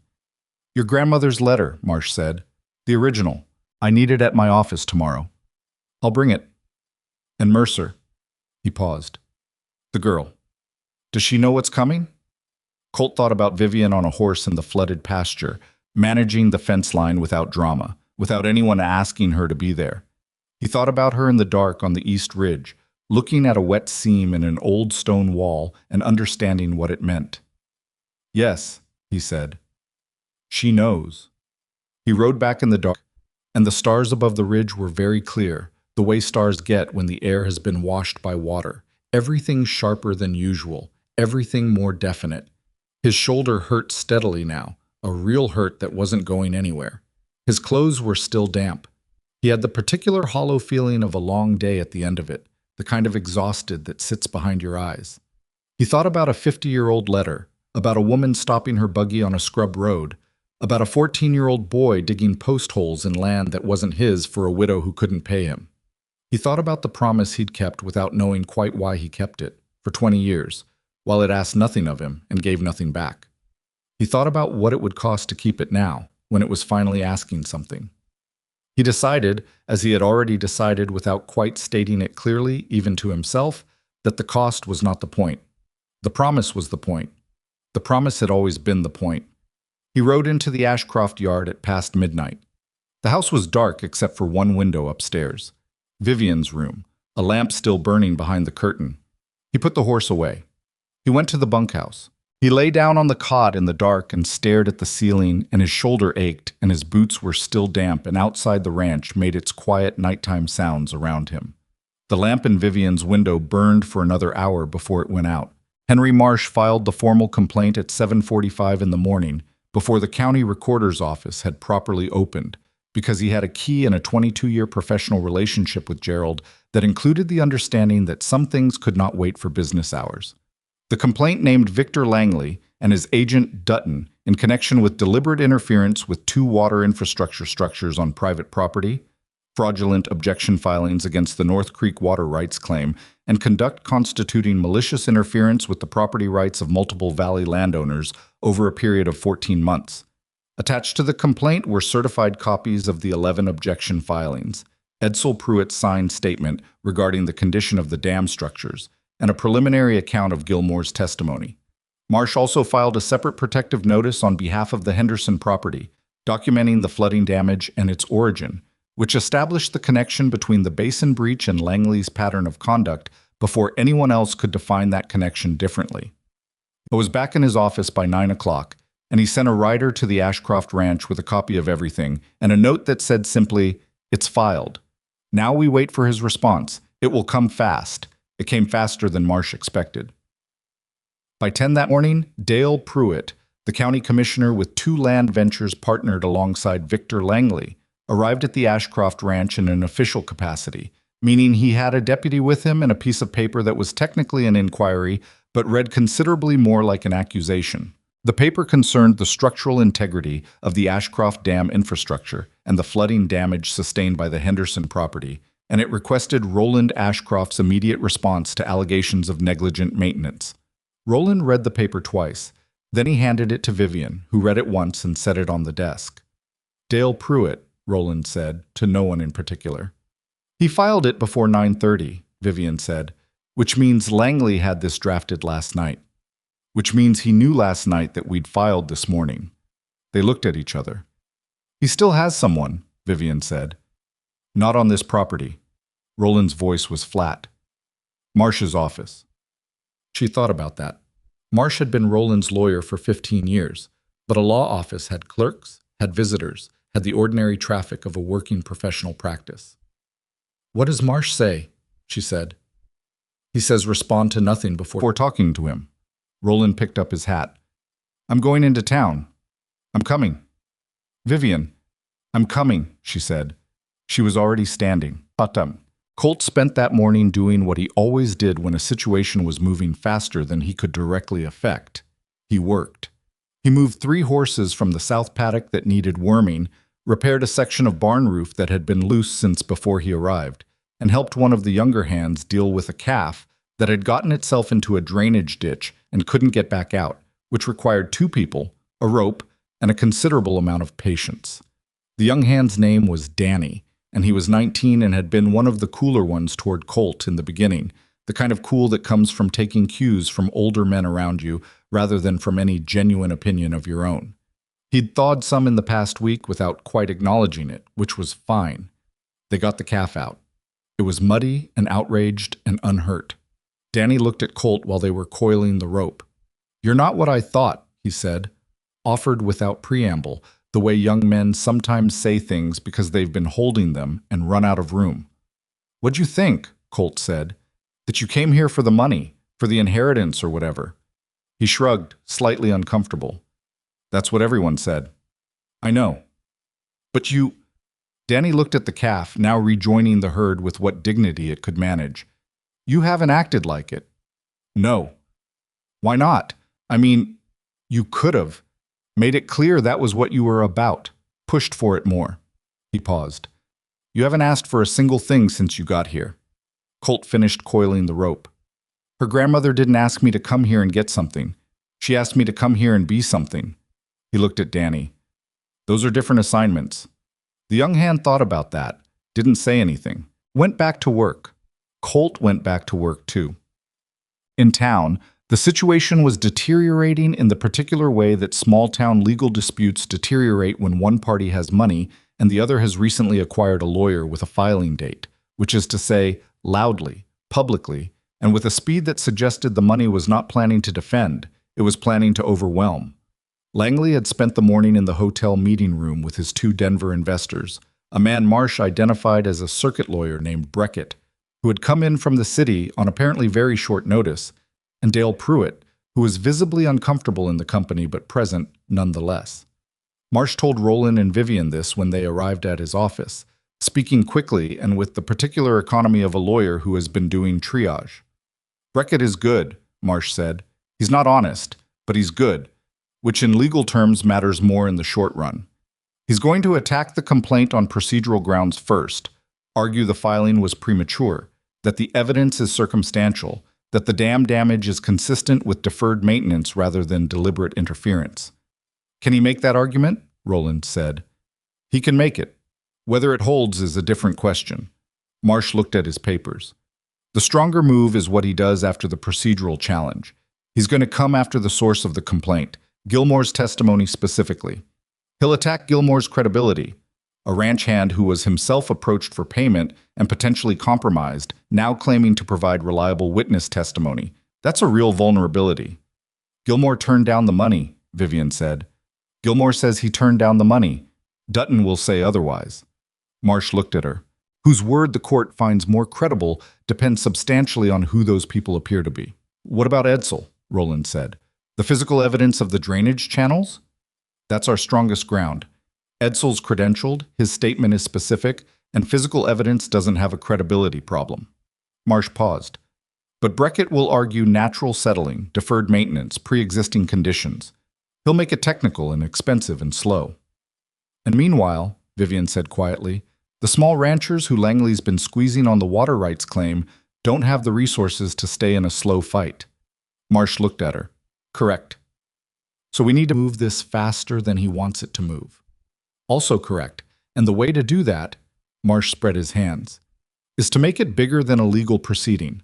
Langley's strength is that this stays technical, stays in rooms, stays between lawyers. His weakness is public scrutiny. He has been conducting this campaign quietly precisely because it doesn't survive examination. Roland was looking at the wall of Marsh's office with an expression Vivian recognized, the working it out expression, the one that meant he was assembling something. The Valley Ranchers, Roland said. Marsh nodded. A meeting. Bring all of them together. The three families on the water rights claim, Henderson, Morrison, anyone else Langley has been working against, and lay out the full picture. Not as a legal action, as a community matter. If Langley hears about a meeting, he will hear about it, Marsh said. And that's fine. What he can manage in separate rooms with separate people, he cannot manage all at once in the same room. He looked at Roland. Can you call that kind of meeting? Yes, Roland said. Then do it today. Tonight if possible. Marsh closed his folder. And Roland, bring Mercer. Roland looked at him. Langley's counter-narrative is that Mercer is a manipulator who engineered this entire situation for personal gain, Marsh said flatly. The best way to undercut that narrative is to put the man in a room full of valley ranchers and let them see what he actually is. People who've watched him work. The Hendersons. They'll have something to say about yesterday. Roland was quiet for a moment. He's not going to like being used that way, Vivian said. No, Marsh agreed. But ask him anyway. She rode back to the ranch ahead of her father. She found Colt where she expected to find him. Not waiting, not positioned, but actually working, which she'd given up being surprised by.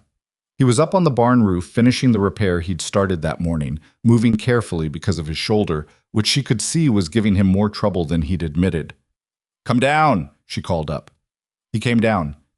He had a hammer in one hand and a look of someone interrupted mid-thought. She told him what Marsh had said. All of it.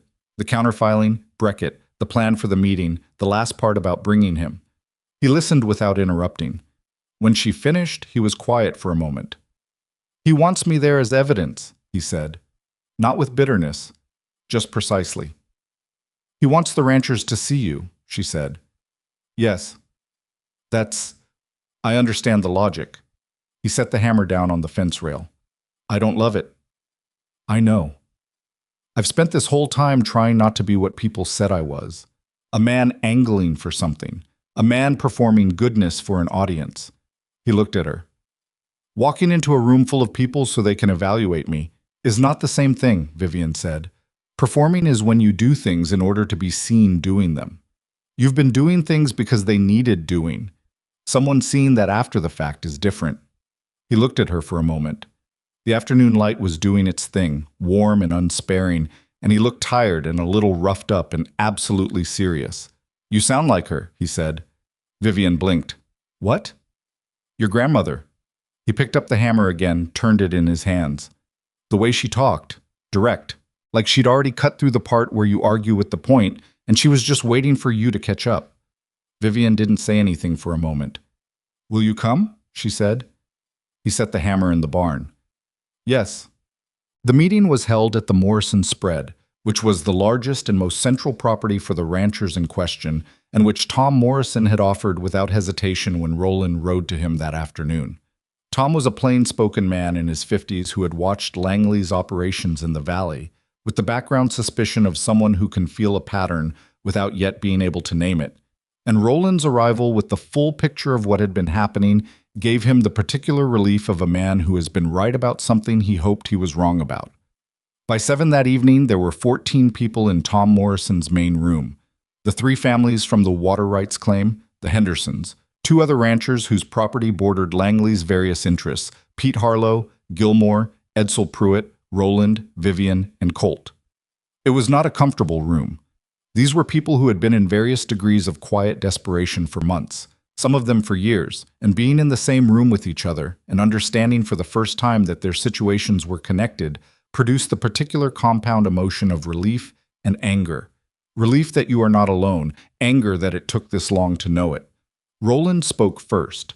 He laid out the timeline, the water rights objections, the dam tampering, the Henderson flooding, Lyle Garrett's admission, Dutton's approach to the ranch hands. He was not a man who spoke publicly with any particular ease, but he was honest and specific, and those qualities matter more than ease when people need information. When he was done, the room was very quiet for a moment. Then Henderson spoke. I was sitting in his back, his wife beside him, a small woman who had not said anything and was not going to, but who had in her face the expression of someone who has been frightened for a long time and is still deciding if it's safe to stop. My barn missed the water by 10 feet, Henderson said. 70 head of cattle would have drowned in that pasture. Nobody said anything. I'm 74 years old, he said. I don't have the energy or the money for a long legal fight. Langley knows that. That's why he picked us.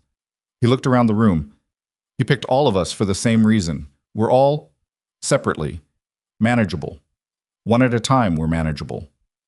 Not anymore, said one of the water rights ranchers, a woman named Clara Voss who ran her late husband's spread with 2 grown sons and who had the voice of someone who'd been keeping something compressed for a very long time. That was the moment the room shifted, not dramatically, but Vivian felt it. The quality of the air changed slightly, the way it changes when a group of separate people starts to become something more collective. Colt, who had been sitting along the wall saying nothing, leaned forward. "What's the status of your water rights filing?" he said to Clara Voss. She looked at him. She knew who he was. Everyone in the room knew who he was. She assessed him for a second with the directness of a woman who had very little patience left for people who weren't worth her time. "We have 30 days before we have to respond to Dutton's latest objection," she said. "After that, we either hire another lawyer or we drop the claim." "You shouldn't drop it," Colt said. "That creek is yours by prior use, and everyone in this room probably knows it." "Knowing it and proving it are different things," she said. "Marsh can take your case," Roland said. "On my account, for now. We sort out payment when this is resolved." Clara Voss looked at Roland Ashcroft, a woman of modest means looking at one of the wealthiest men in the valley who was offering to carry her legal fees. Something complicated moved across her face. "That's generous," she said carefully. "It's practical," Roland said. "If Langley controls that creek, he controls water access for the northwest quarter of the valley. That's not just your problem." She nodded slowly. "All right." Gilmore spoke then, for the first time all evening. He had the look of someone who had been deciding whether to speak since he sat down, and had made the decision, and now was committed. He described the approach from Dutton, what he'd been asked, what he'd seen, what he'd ultimately told Colt and then Roland. He said it plainly, without softening it toward himself, including the part where he'd seen Edsel working and made a judgment call and made the wrong one. The room listened. Nobody interrupted. When he was done, one of the ranchers near the front, a man named Braddock, who Vivian didn't know well, said, "You came clean when it mattered." Gilmore looked at him. "Doesn't undo the rest." "No," Braddock said, "but it changes what happens next." Edsel Pruitt gave a brief, technical account of what he'd found at both dam structures. He had the kind of credibility that comes from being a plain man describing physical facts in precise language, and the room absorbed it in the particular silence of people understanding for the first time how close a thing actually came. Henderson's wife made a small sound that wasn't quite anything identifiable, and then pressed her lips together and looked at her hands. Colt spoke last, and he spoke briefly. "I'm going to say what I can say and what I can't," he told the room. "What I can say is what I've seen and heard since I got here. What I can't say is what a court is going to do with it, because I'm not a lawyer and I don't know." He looked around the room at the faces, the tired ones, the angry ones, the frightened ones. "What I do know is that Langley's whole approach depends on isolation, on each of you dealing with him separately. The filings, the inquiries, the approaches to employees, all of it is designed to keep you apart and keep each of you too tired and too drained to see the full picture." He paused. "You're seeing the full picture now? That's already different from yesterday." It was not a rousing speech. It didn't try to be. But Vivian, watching the room, saw something happen in people's faces as he talked. Not inspiration exactly, but something simpler and more durable than inspiration. Recognition. The sense of being seen accurately. After the meeting, outside in the dark while horses were being untied and lanterns gathered, Henderson came and stood beside Colt. "Yesterday," the old man said, "in that pasture, you went into the water after that steer." "Steer needed turning," Colt said. "My foreman told me you went under for a second. Horse went down. Came back up." Henderson looked at him for a moment. "You didn't know me. You didn't owe me anything." Colt was quiet. "Neighbor's cattle in a flood," he started. "Don't minimize it," Henderson said. Quiet, but direct. "I've been minimized by enough people lately. Don't you do it too." Colt stopped. "Thank you," Henderson said. Simple as that. Something moved in Colt's face, the thing that moves when a person receives something genuine and doesn't entirely know what to do with it. "You're welcome," he said. "Okay." Victor Langley's response to the formal complaint, delivered through Beckett, arrived at Marsh's office the following morning and was exactly what Marsh had predicted. A procedural challenge on the grounds that the evidence was insufficient and circumstantially assembled, combined with a counter-allegation regarding the dam's maintenance history under Ashcroft ownership. What Langley had not predicted was a signed joint statement from 8 Valley ranchers detailing the specific ways in which Dutton's filings had affected their properties over 14 months, co-filed with Marsh's complaint. Beckett went to see Marsh that same afternoon, which was not something a lawyer did unless the situation had shifted in a way that required reassessment. Vivian heard about it from Marsh that evening. She was at the office with her father when Marsh described the visit, and she watched her father's face as Marsh talked, and she saw something happen there that she hadn't seen before, a particular kind of relief, the relief of a man who was holding something very heavy and could feel the weight beginning to distribute to other hands. "What does this mean?" she asked Marsh. "It means Langley's lawyers understand that this is no longer a dispute between Langley and one ranching family. It's a pattern case against a business practice." Marsh took his glasses off and set them on his desk. Beckett asked what Roland's terms were. Roland looked up. "He asked what it would take," Marsh said, "to resolve this without a full public proceeding." The room was quiet for a moment. "There are no terms," Roland said. Marsh looked at him. "I'm not going to settle a private arrangement with Langley that lets him walk away from what he did to the Hendersons and the Voss family and the others." Roland's voice was flat and absolute. "There are no terms. He answers to the court." Marsh nodded slowly. "I told Beckett the same thing. I wanted to confirm it with you." "Confirmed." "Then we proceed." Marsh replaced his glasses. "The hearing is in 3 weeks. Langley will try to delay it. I'll resist the delay." He looked at them both. "What you need to be prepared for in the meantime is a personal campaign. He's going to use those 3 weeks to damage your reputation, Mercer's reputation, and the credibility of every witness we have. It's going to be unpleasant." "It already has been," Vivian said. "It's going to be more so." Marsh looked at her with the directness of someone who doesn't enjoy delivering this kind of information. "He knows your personal situation, Vivian. He's going to use it. The narrative about the drifter with the forged letter, that's been circulating for weeks. He's going to amplify it." "Let him," she said. Marsh looked at her for a moment, then at Roland. "She sounds sure." "She is sure," Roland said. And then quietly, "She takes after her grandmother." The personal campaign began the next morning. It arrived at first through Clara Webb, who had the grace to come directly to Vivian rather than circulate behind her back, arriving at the front door with an uncomfortable expression and the information that a letter had been delivered to the bank, and that her husband had received it, and that the letter contained what purported to be correspondence indicating that Colt Mercer had previously defrauded a ranching family in Utah under a similar set of circumstances, arriving with a recommendation from a third party, ingratiating himself over several months, and departing with a significant sum of the family's savings. It was addressed to several prominent men in town, Clara said. She was sitting across from Vivian in the front parlor with her hands in her lap, and she looked, Vivian thought, like someone doing an uncomfortable thing because she believed it was the right thing. "My husband doesn't know I'm here." "What does your husband think?" "He's concerned." Clara paused. "He's a fair man. He says he wants to see proof before he forms an opinion, but the letter was very specific. It had dates, names, amounts." "Can I see it?" Clara hesitated. Then she reached into her coat and produced a folded sheet. Vivian read it carefully. It was specific. It was detailed. The family named was the Crandall family, from a county in Utah. The amount mentioned was $400. The time frame was 7 years ago.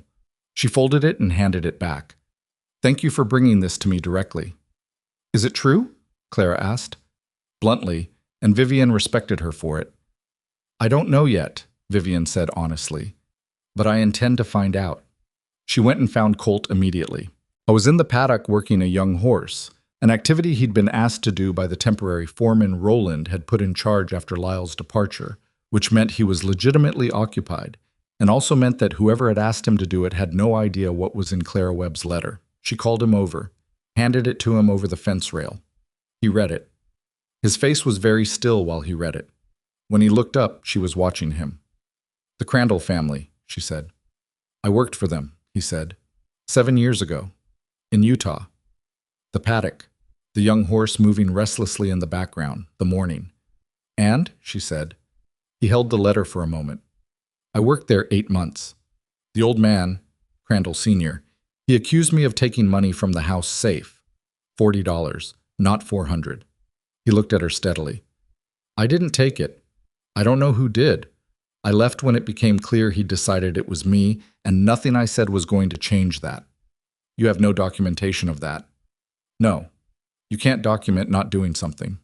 She looked at him. I know how it looks, he said. Yes.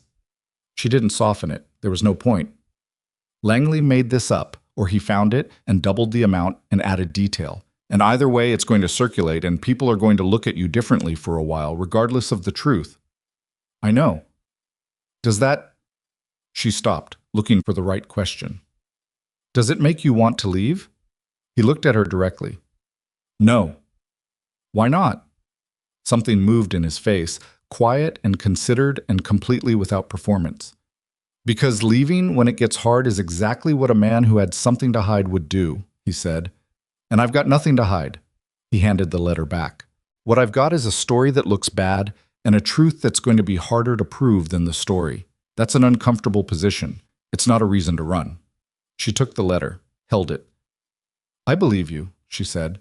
He was very still for a moment. Vivian, I'm not saying it to make you feel better, she said. I'm saying it because it's true. She met his eyes. She watched you for 20 years. She knew about Utah. She knew about the Crandalls. She paused. She still wrote the letter.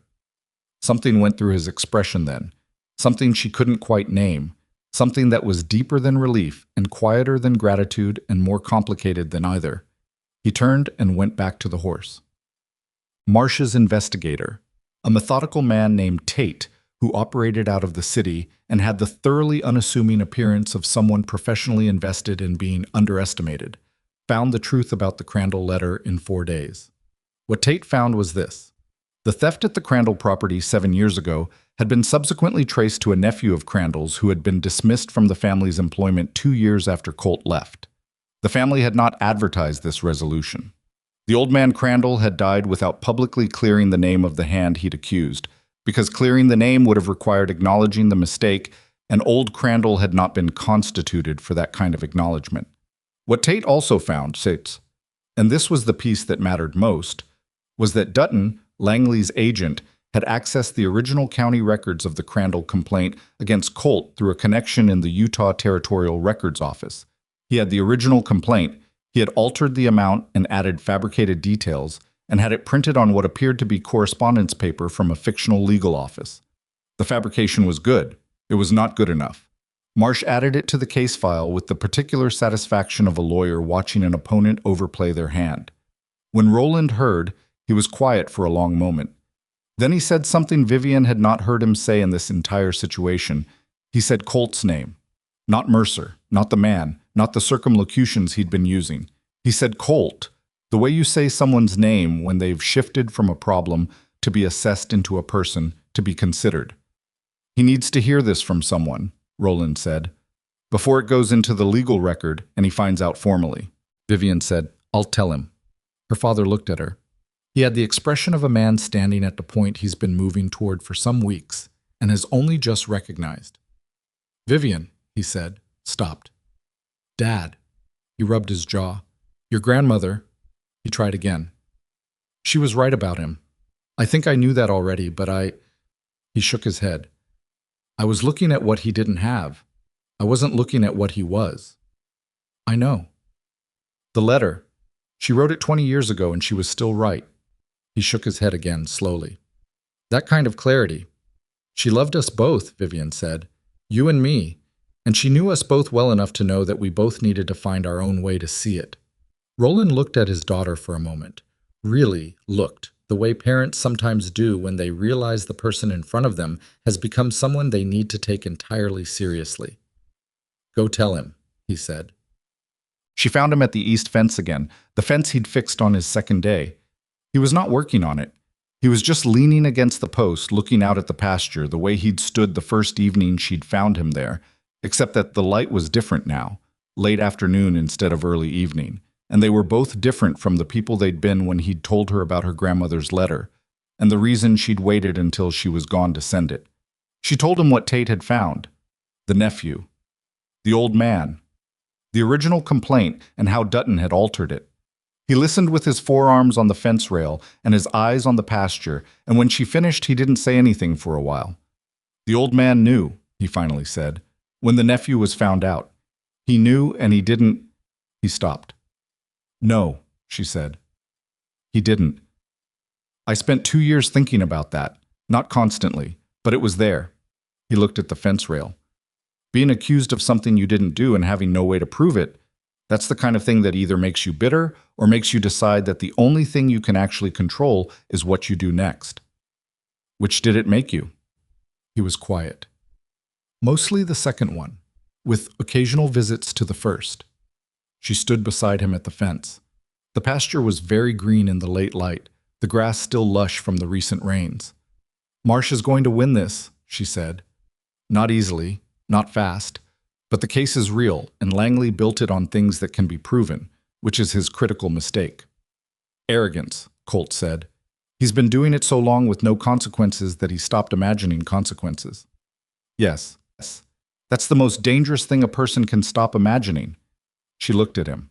I was still watching the pasture, the late light on his face, the tired, direct, entirely real face of a man who had been through a significant number of things and had come out of each of them more or less himself.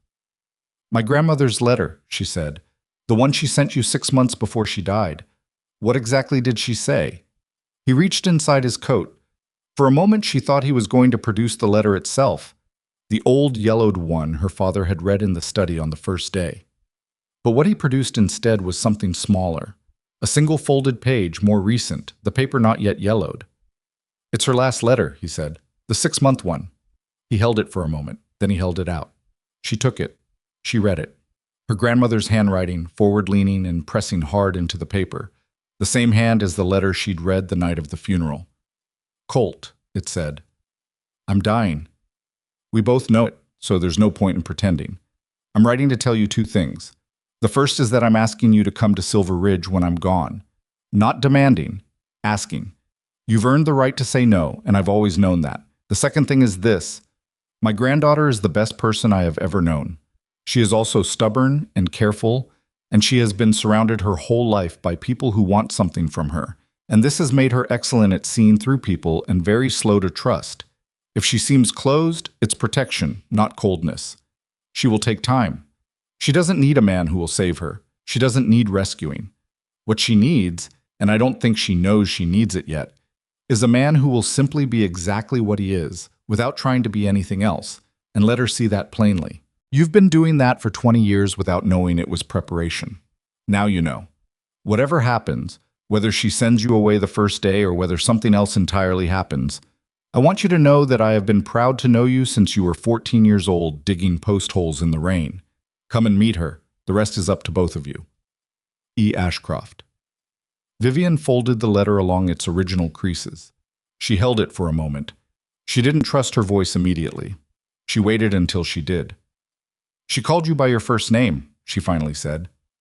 She always did, he said, from that first day on the road. Vivian handed the letter back. He took it. They stood at the fence in the long afternoon light, the green pasture in front of them, the sounds of the ranch behind them, everything continuing around them with the ordinary indifference of the world to the particular weight of a specific moment. She was right, Vivian said, about what I needed. He didn't respond to that. He put the letter back in his coat, but he didn't move away from the fence, and neither did she. The 3 weeks before the hearing were the longest Vivian could remember since the days after her mother died, when time had taken on that particular quality of moving both too fast and too slowly at once. Too fast in the sense that each morning arrived before she felt ready for it.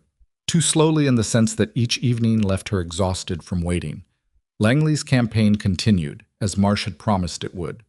There were letters. There were conversations at the bank and the hotel and the feed store. There was a piece in the County Gazette that stopped just short of libel, written in the careful language of innuendo. Questions raised, concerns noted, the kind of journalism that protects itself by never quite saying the thing it is clearly saying.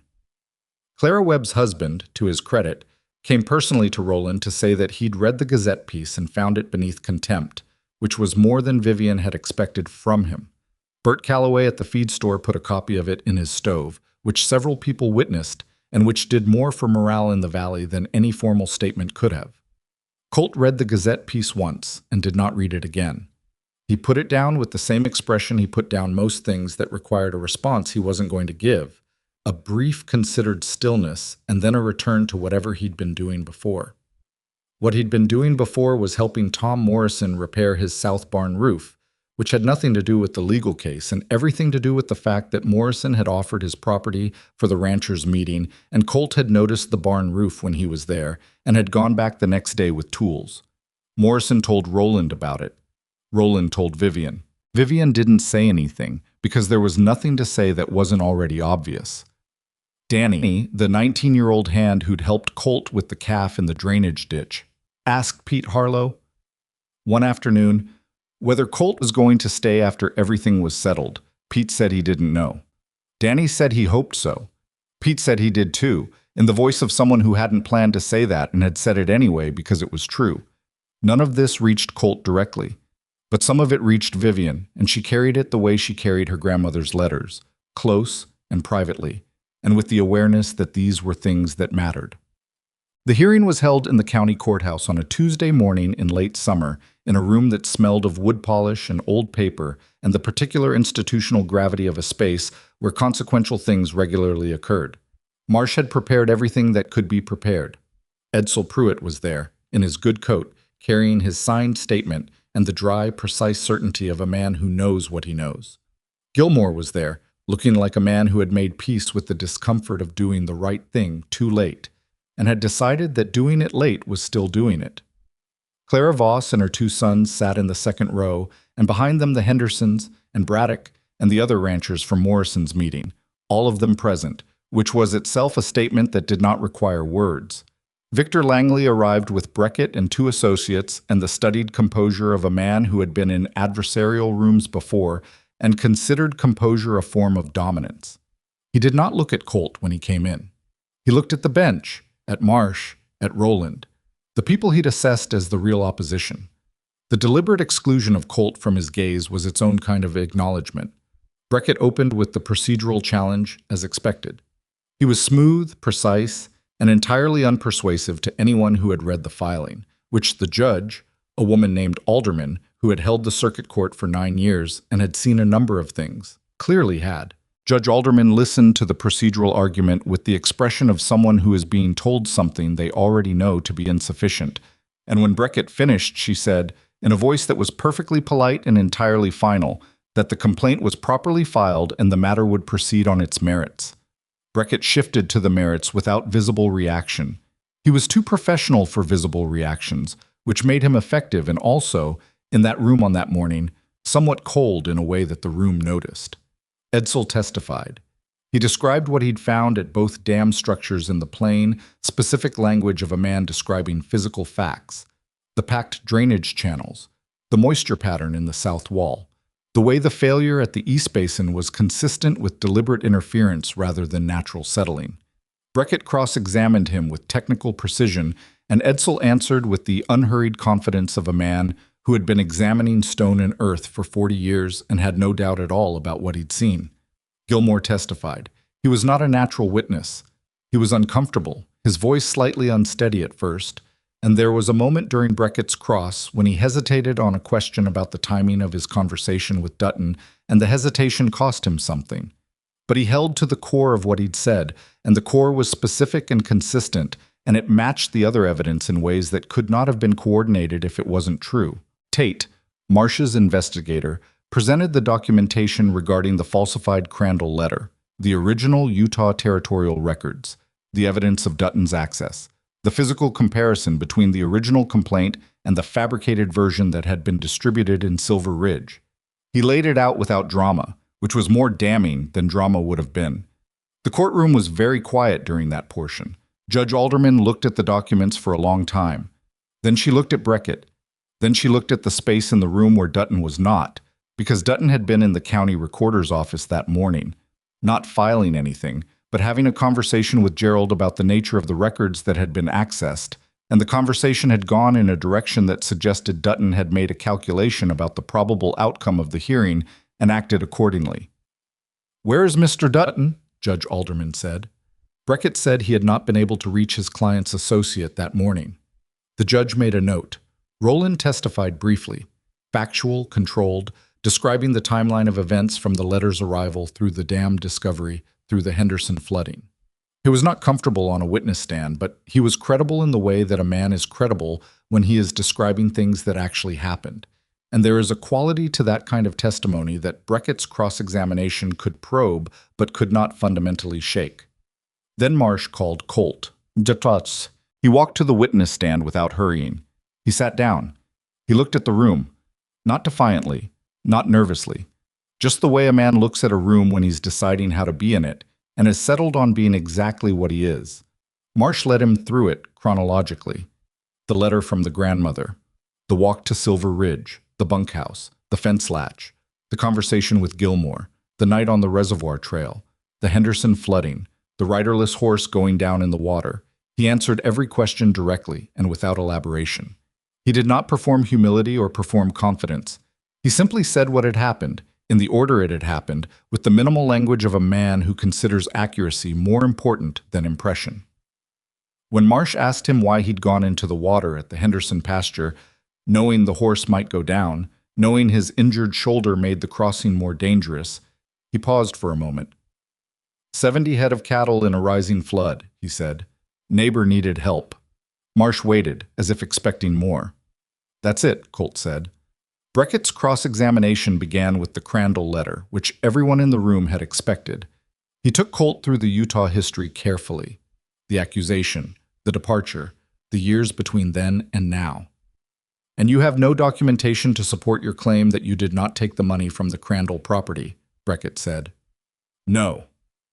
The original complaint filed at the time names you specifically. Yes. And you're asking this court to take your word that the complaint was mistaken. Colt looked at him. I'm asking this court to look at who altered that complaint, when and why. That's a different question. Breckett moved on. He probed the timeline of events, looking for inconsistencies, found very few, and spent considerable time on the ones he found. He suggested that Colt's presence on the property had created instability, that the situation with Langley had escalated in ways that might not have escalated otherwise. You arrived in Silver Ridge with nothing but a letter, Breckett said. Correct? Correct. And since your arrival, 2 dams have been compromised, 1 property flooded, multiple ranch employees have been dismissed. Objection, Marsh said without heat. Causation. Sustained, said Judge Alderman.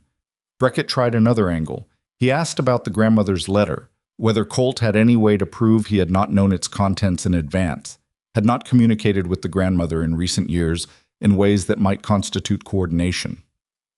Colt said, The last time I saw Margaret Ashcroft in person was 11 years ago. She was passing through a town where I was working. She stopped and had coffee with me and asked how I was getting on. That was 15 minutes. He paused. She wrote to me twice in the 6 months before she died. Both letters are in Marsh's file. And in those letters she described her intentions regarding her granddaughter? The second one did, yes. And you came anyway? Yes. Why? Colt was quiet for a moment. Not the hesitation of a man searching for an answer, but the pause of a man deciding how precise to be. Because she asked me to, he said, and she'd never asked me for anything before. The courtroom was quiet in a particular way. Breckett looked at him for a moment. Then he said, No further questions, and sat down, which was not what anyone had expected, and which Vivian interpreted correctly as a lawyer, recognizing that he had found the line beyond which further questioning would only make things worse for his client. Judge Alderman did not rule from the bench that day. She took the matter under advisement and set a ruling date of 10 days hence, which was procedurally appropriate and felt, to everyone who had sat through the hearing, like a formality rather than an uncertainty. They came out of the courthouse into the late morning sun.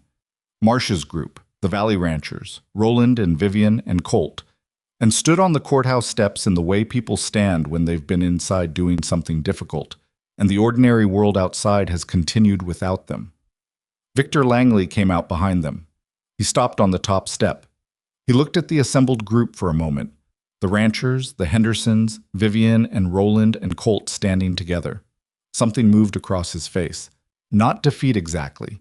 Men like Victor Langley did not process defeat the way other people did. They processed it as a problem of positioning, a thing to manage.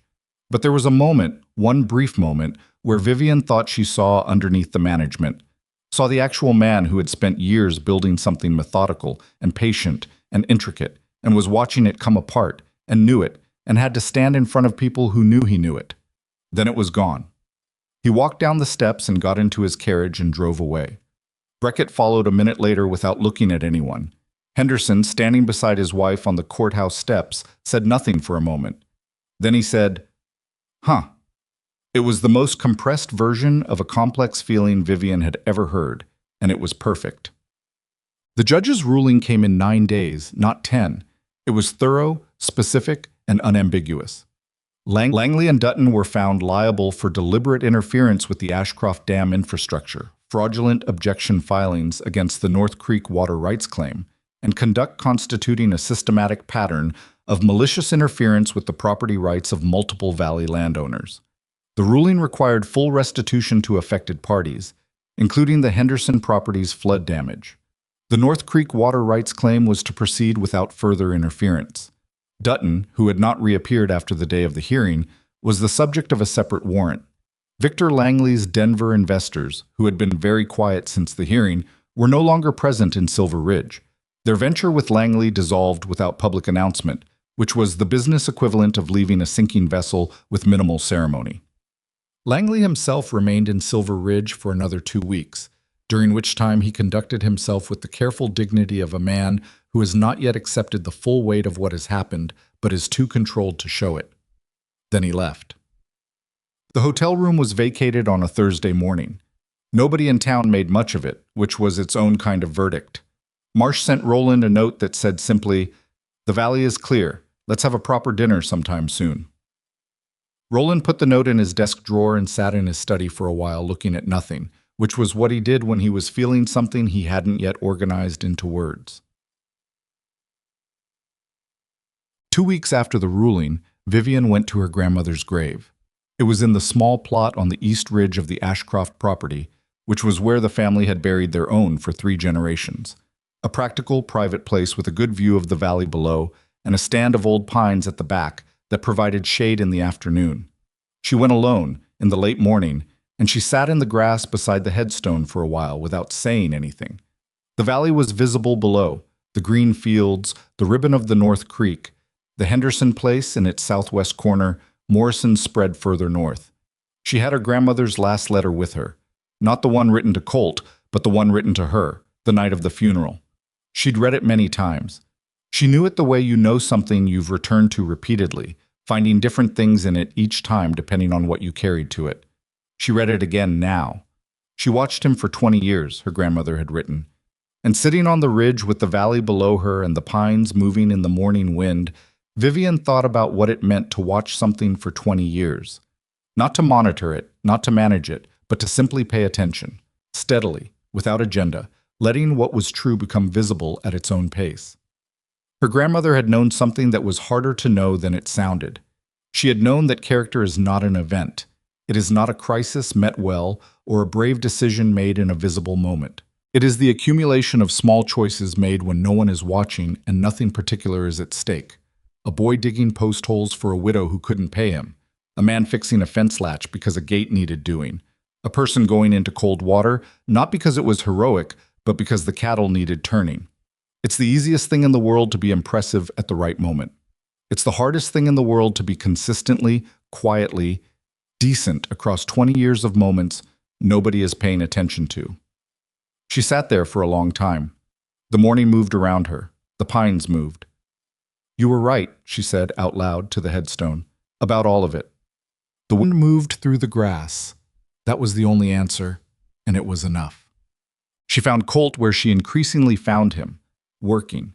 He had taken on a partial role with the horses that had evolved from informal to something more serious, partly because Roland had asked him to assess the remuda, and he had done it with the kind of thorough competence that makes a task expand, and partly because horses are the kind of work that rewards daily attention, and Colt was constitutionally inclined toward daily attention. She came into the paddock and leaned on the fence and watched him work a gray mare through a simple exercise, and she waited until he finished, which he did without hurrying. He came to the fence. He read something in her face. "How was the ridge?" he said. She hadn't told him she was going.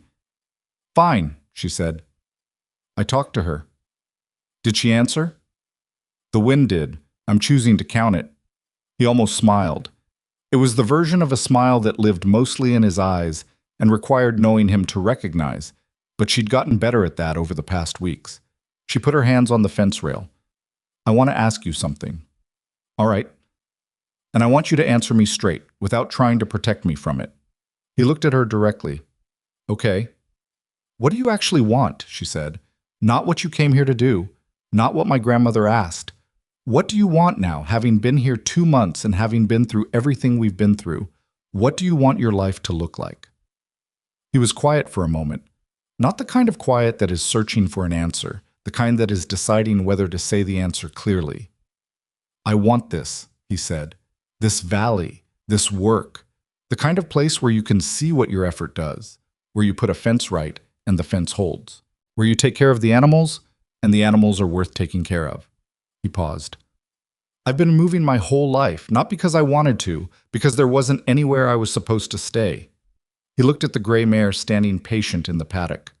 "This is the first place I've been where staying felt like the right answer instead of the tired answer." She held his gaze. "And me?" The paddock was very quiet. Somewhere behind her, the kitchen bell rang for the noon meal. Neither of them moved. "You know the answer to that," he said. "I want to hear you say it." He looked at her with the direct, unguarded quality that she had come to understand was simply how he was when he wasn't being careful, and he was not at this moment being careful. "You," he said. "If you're asking." She took a breath, let it out. "I'm asking," she said. She told her father that evening, not that she and Colt had exchanged declarations of intent, because she and Colt were both too particular about language for anything so formal. What she told him was closer to the truth, which was that she had made a decision about her life and she wanted him to know. Roland listened. He was in the study, the lamp on, the last of the daylight going outside. He listened the way he'd been learning to listen these past weeks, without the instinct to manage the situation toward a preferred outcome. When she finished, he said, "He has nothing, Vivian, financially, nothing." "I know. This family has..." He gestured, not at the room specifically, but at everything the room represented. "You understand what changes?" "Yes." She met his eyes. "I also understand what doesn't." He looked at her. The lamplight was warm between them. "Your grandmother," he said slowly, "used to say that the most expensive thing in the world is a cheap character. She said it costs you everything eventually." He rubbed his jaw. "I've been watching that play out for 2 months. Langley had everything, and it cost him everything, because the foundation was wrong." Vivian waited. "Mercer had nothing," Roland said, "and it cost him nothing, because he had the right foundation." He looked at his hands. "I spent 40 years believing that capital was the foundation. Your grandmother spent those same 40 years knowing it wasn't and having the patience not to argue with me about it." He shook his head, not with bitterness, but with the rueful honesty of a man who has learned something and is choosing not to defend against the learning. "She knew I'd have to see it for myself." "She knew you," Vivian said. "Yes." He was quiet for a moment. Then, "Bring him in for dinner, tonight." "Dad," not as an event, not as a formal thing. He looked at her. "Just dinner, 3 people at a table. We've been dancing around it long enough." Dinner was not smooth. It was not a scene from a sentimental story where everything resolves warmly around a shared meal. Roland asked questions that were still underneath the courtesy. The questions of a man assessing, about Colt's plans, about what he envisioned, about what he understood the responsibilities would be. Colt answered them honestly, including the parts where the answers were uncertain. He did not claim more than he had. He did not promise more than he could deliver. He said he intended to earn his place rather than inherit it, which was a distinction Roland heard and sat with. At some point in the middle of the meal, Roland said, "My mother-in-law trusted her own judgment over mine on this question." "Yes, sir," Colt said. "In 40 years she was wrong about that kind of thing 3 times." "You told me that. First week I was here." Roland looked at him. Something crossed his face, the edge of a thing. She wasn't wrong this time. It was not an embrace. It was not a declaration. It was Roland Ashcroft saying a true thing in plain language, which was the form his most significant statements always took. Colt nodded once. "I know," he said. "I intend to keep it that way." Correct. They were married in November, at the ranch, outdoors, on a morning that was cold and clear and so bright it made the valley look new. It was not an elaborate ceremony.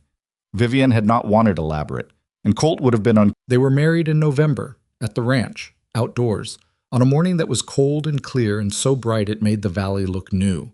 It was not an elaborate ceremony. Vivian had not wanted elaborate, and Colt would have been uncomfortable with it, and between those two things the decision was simple. There were flowers. Eleanor Hart had handled that, with an excess of enthusiasm that Vivian had accepted as the price of Eleanor's friendship. And there were guests, the Valley Ranchers and their families, Pete Harlow and Danny and the Hands, Edsel Pruitt in his good coat again, the Hendersons, Clara Voss and her sons, Bert Calloway from the feed store, Gerald from the county recorder's office, who came quietly and stood at the back and left directly after, but whose presence Vivian noticed and was glad of. Colt wore new boots. Vivian had noticed this and not said anything, and he had noticed her noticing and also not said anything, which was between them a form of conversation. Danny, who was standing near Pete during the ceremony, said quietly at one point, "She's happy," with the mildly stunned quality of someone observing something that surprised them more than it probably should have. Pete said, "That's the point, son." And Danny didn't have an answer for that, but nodded like it made sense. Roland walked his daughter to the front of the gathering and released her arm. And instead of stepping back, he stood for a moment. Stood looking at Colt with the direct, assessing look he'd had from the beginning, except that what was behind it now was different. He put out his hand. Colt took it. They shook hands in the manner of two men who have been working something out over a long period of time and have arrived at an understanding that does not require a great many words. Then Roland stepped back, and Vivian and Colt stood together in the November morning light, and the ceremony began. What the two of them built in the years that followed was not a fairy story. It had the texture of real things, disagreements about the running of the ranch that required more than one conversation to resolve, seasons that went wrong in the way that ranch seasons go wrong, the ordinary difficulty of two particular people learning to be in a life together without losing the particular qualities that made them themselves. Colt was not always easy to live with. He was private in ways that sometimes required asking directly. He carried the habits of a man who'd been alone a long time, self-sufficiency that occasionally became stubbornness, a preference for solving problems himself before asking for help. Vivian had to tell him twice, in different seasons, that needing assistance was not a character failure, and the second time he actually heard it. Vivian was not always easy either. She was direct to a degree that occasionally arrived without warning, and she had her grandmother's quality of having already considered most angles of a situation before she raised it, which meant by the time a conversation started, she was several steps ahead and sometimes forgot to account for the person she was talking to not being there yet. Colt told her this once, plainly, and she sat with it for a couple of days before acknowledging he was right. These were not crises. They were the ordinary friction of two people building something real, and they survived them the way you survive most things, imperfectly, with effort, by choosing to come back to the problem rather than leaving it where it fell. They turned a section of the East Pasture Land into a working apprenticeship for young men without families. Not an orphanage, not a charity in the conventional sense, but a place where a young man could learn a trade with real work and real responsibility and real consequence, the way Colt had learned everything he knew. The first winter they had 3 young men. By the 4th year they had 9, and 2 of the early ones had stayed on as paid hands. The Henderson property survived and expanded. Clara Voss won the water rights claim in the spring following the hearing, and the creek ran clean and accessible through the northwest quarter of the valley for the families who had always depended on it. Dutton was found in a town 2 counties south the following spring and arrested. He gave a full account of Langley's operations in exchange for reduced charges, which meant Langley faced a second round of legal proceedings that took another 18 months to resolve. He eventually settled rather than fight, paying restitution that absorbed a significant portion of his assets and eliminated the Denver investment partnership entirely. He left the territory thereafter. Vivian heard about him once, years later, in a peripheral way, something about a business venture in a different part of the country. She didn't follow it. Some people you simply outlast, and that is enough. Vivian kept her grandmother's letters in a cedar box on the writing desk in the upstairs sitting room. The same desk, the same room, the same smell of cedar and dried lavender. The box held both letters, the one written to her and the one written to Colt, which he had given her the week after the wedding without ceremony, just handed it over and said, "This belongs with the other one." She kept them together. On an evening in the 3rd year of their marriage, Colt came into the sitting room and found her at the desk with the box open, not reading the letters but holding them, both of them, one in each hand, the way you hold things that carry weight. He didn't say anything. He came and sat in the chair across from her, the one her father used to sit in when they talked, and he waited. She put the letters back in the box. "She never asked me to love you," Vivian said. "You know that. Neither letter. She never said that." "No," he said. "She didn't. She just said, meet him, see him playing." She closed the box. "She knew if I did that, the rest would sort itself out." He was watching her with the steady, unhurried attention that was one of the things she had loved about him before she'd known she loved him. "She trusted you," he said. "Not the situation, not the arrangement. You." Vivian sat with that for a moment. "She trusted both of us," she said. "She trusted that I'd see clearly if I looked without obligation. And she trusted that you'd be what you are if you had the chance to be seen without a story attached." 20 years, he said. 20 years, she agreed. The lamp was warm between them, outside the window. The valley was dark, the stars very clear above the eastern ridge, the same stars that had been above the reservoir trail the night they'd gone up in the dark with lanterns, the first real night, the night everything started becoming what it was. "What do you think she would have thought," he said, "of how it went?" Vivian thought about it honestly, thought about the forward-leaning handwriting, the woman who stopped a buggy on a scrub road, who watched a boy for 20 years and loved her granddaughter clear-eyed enough to trust her with the truth instead of protecting her from it. "I think she would have said it went about right," Vivian said. "Not perfectly, but right." He nodded slowly. "Good enough." "Better than good enough," she said. "Good." The lamp burned. The valley settled into its night. In the east wing, in one of the rooms that had been opened and aired and made habitable over the past year, one of the apprentice boys was probably still awake past his hour, the way young men always were. And tomorrow there would be work, and the work would go as work goes. Some of it well, some of it not, all of it worth doing. That was the shape of it.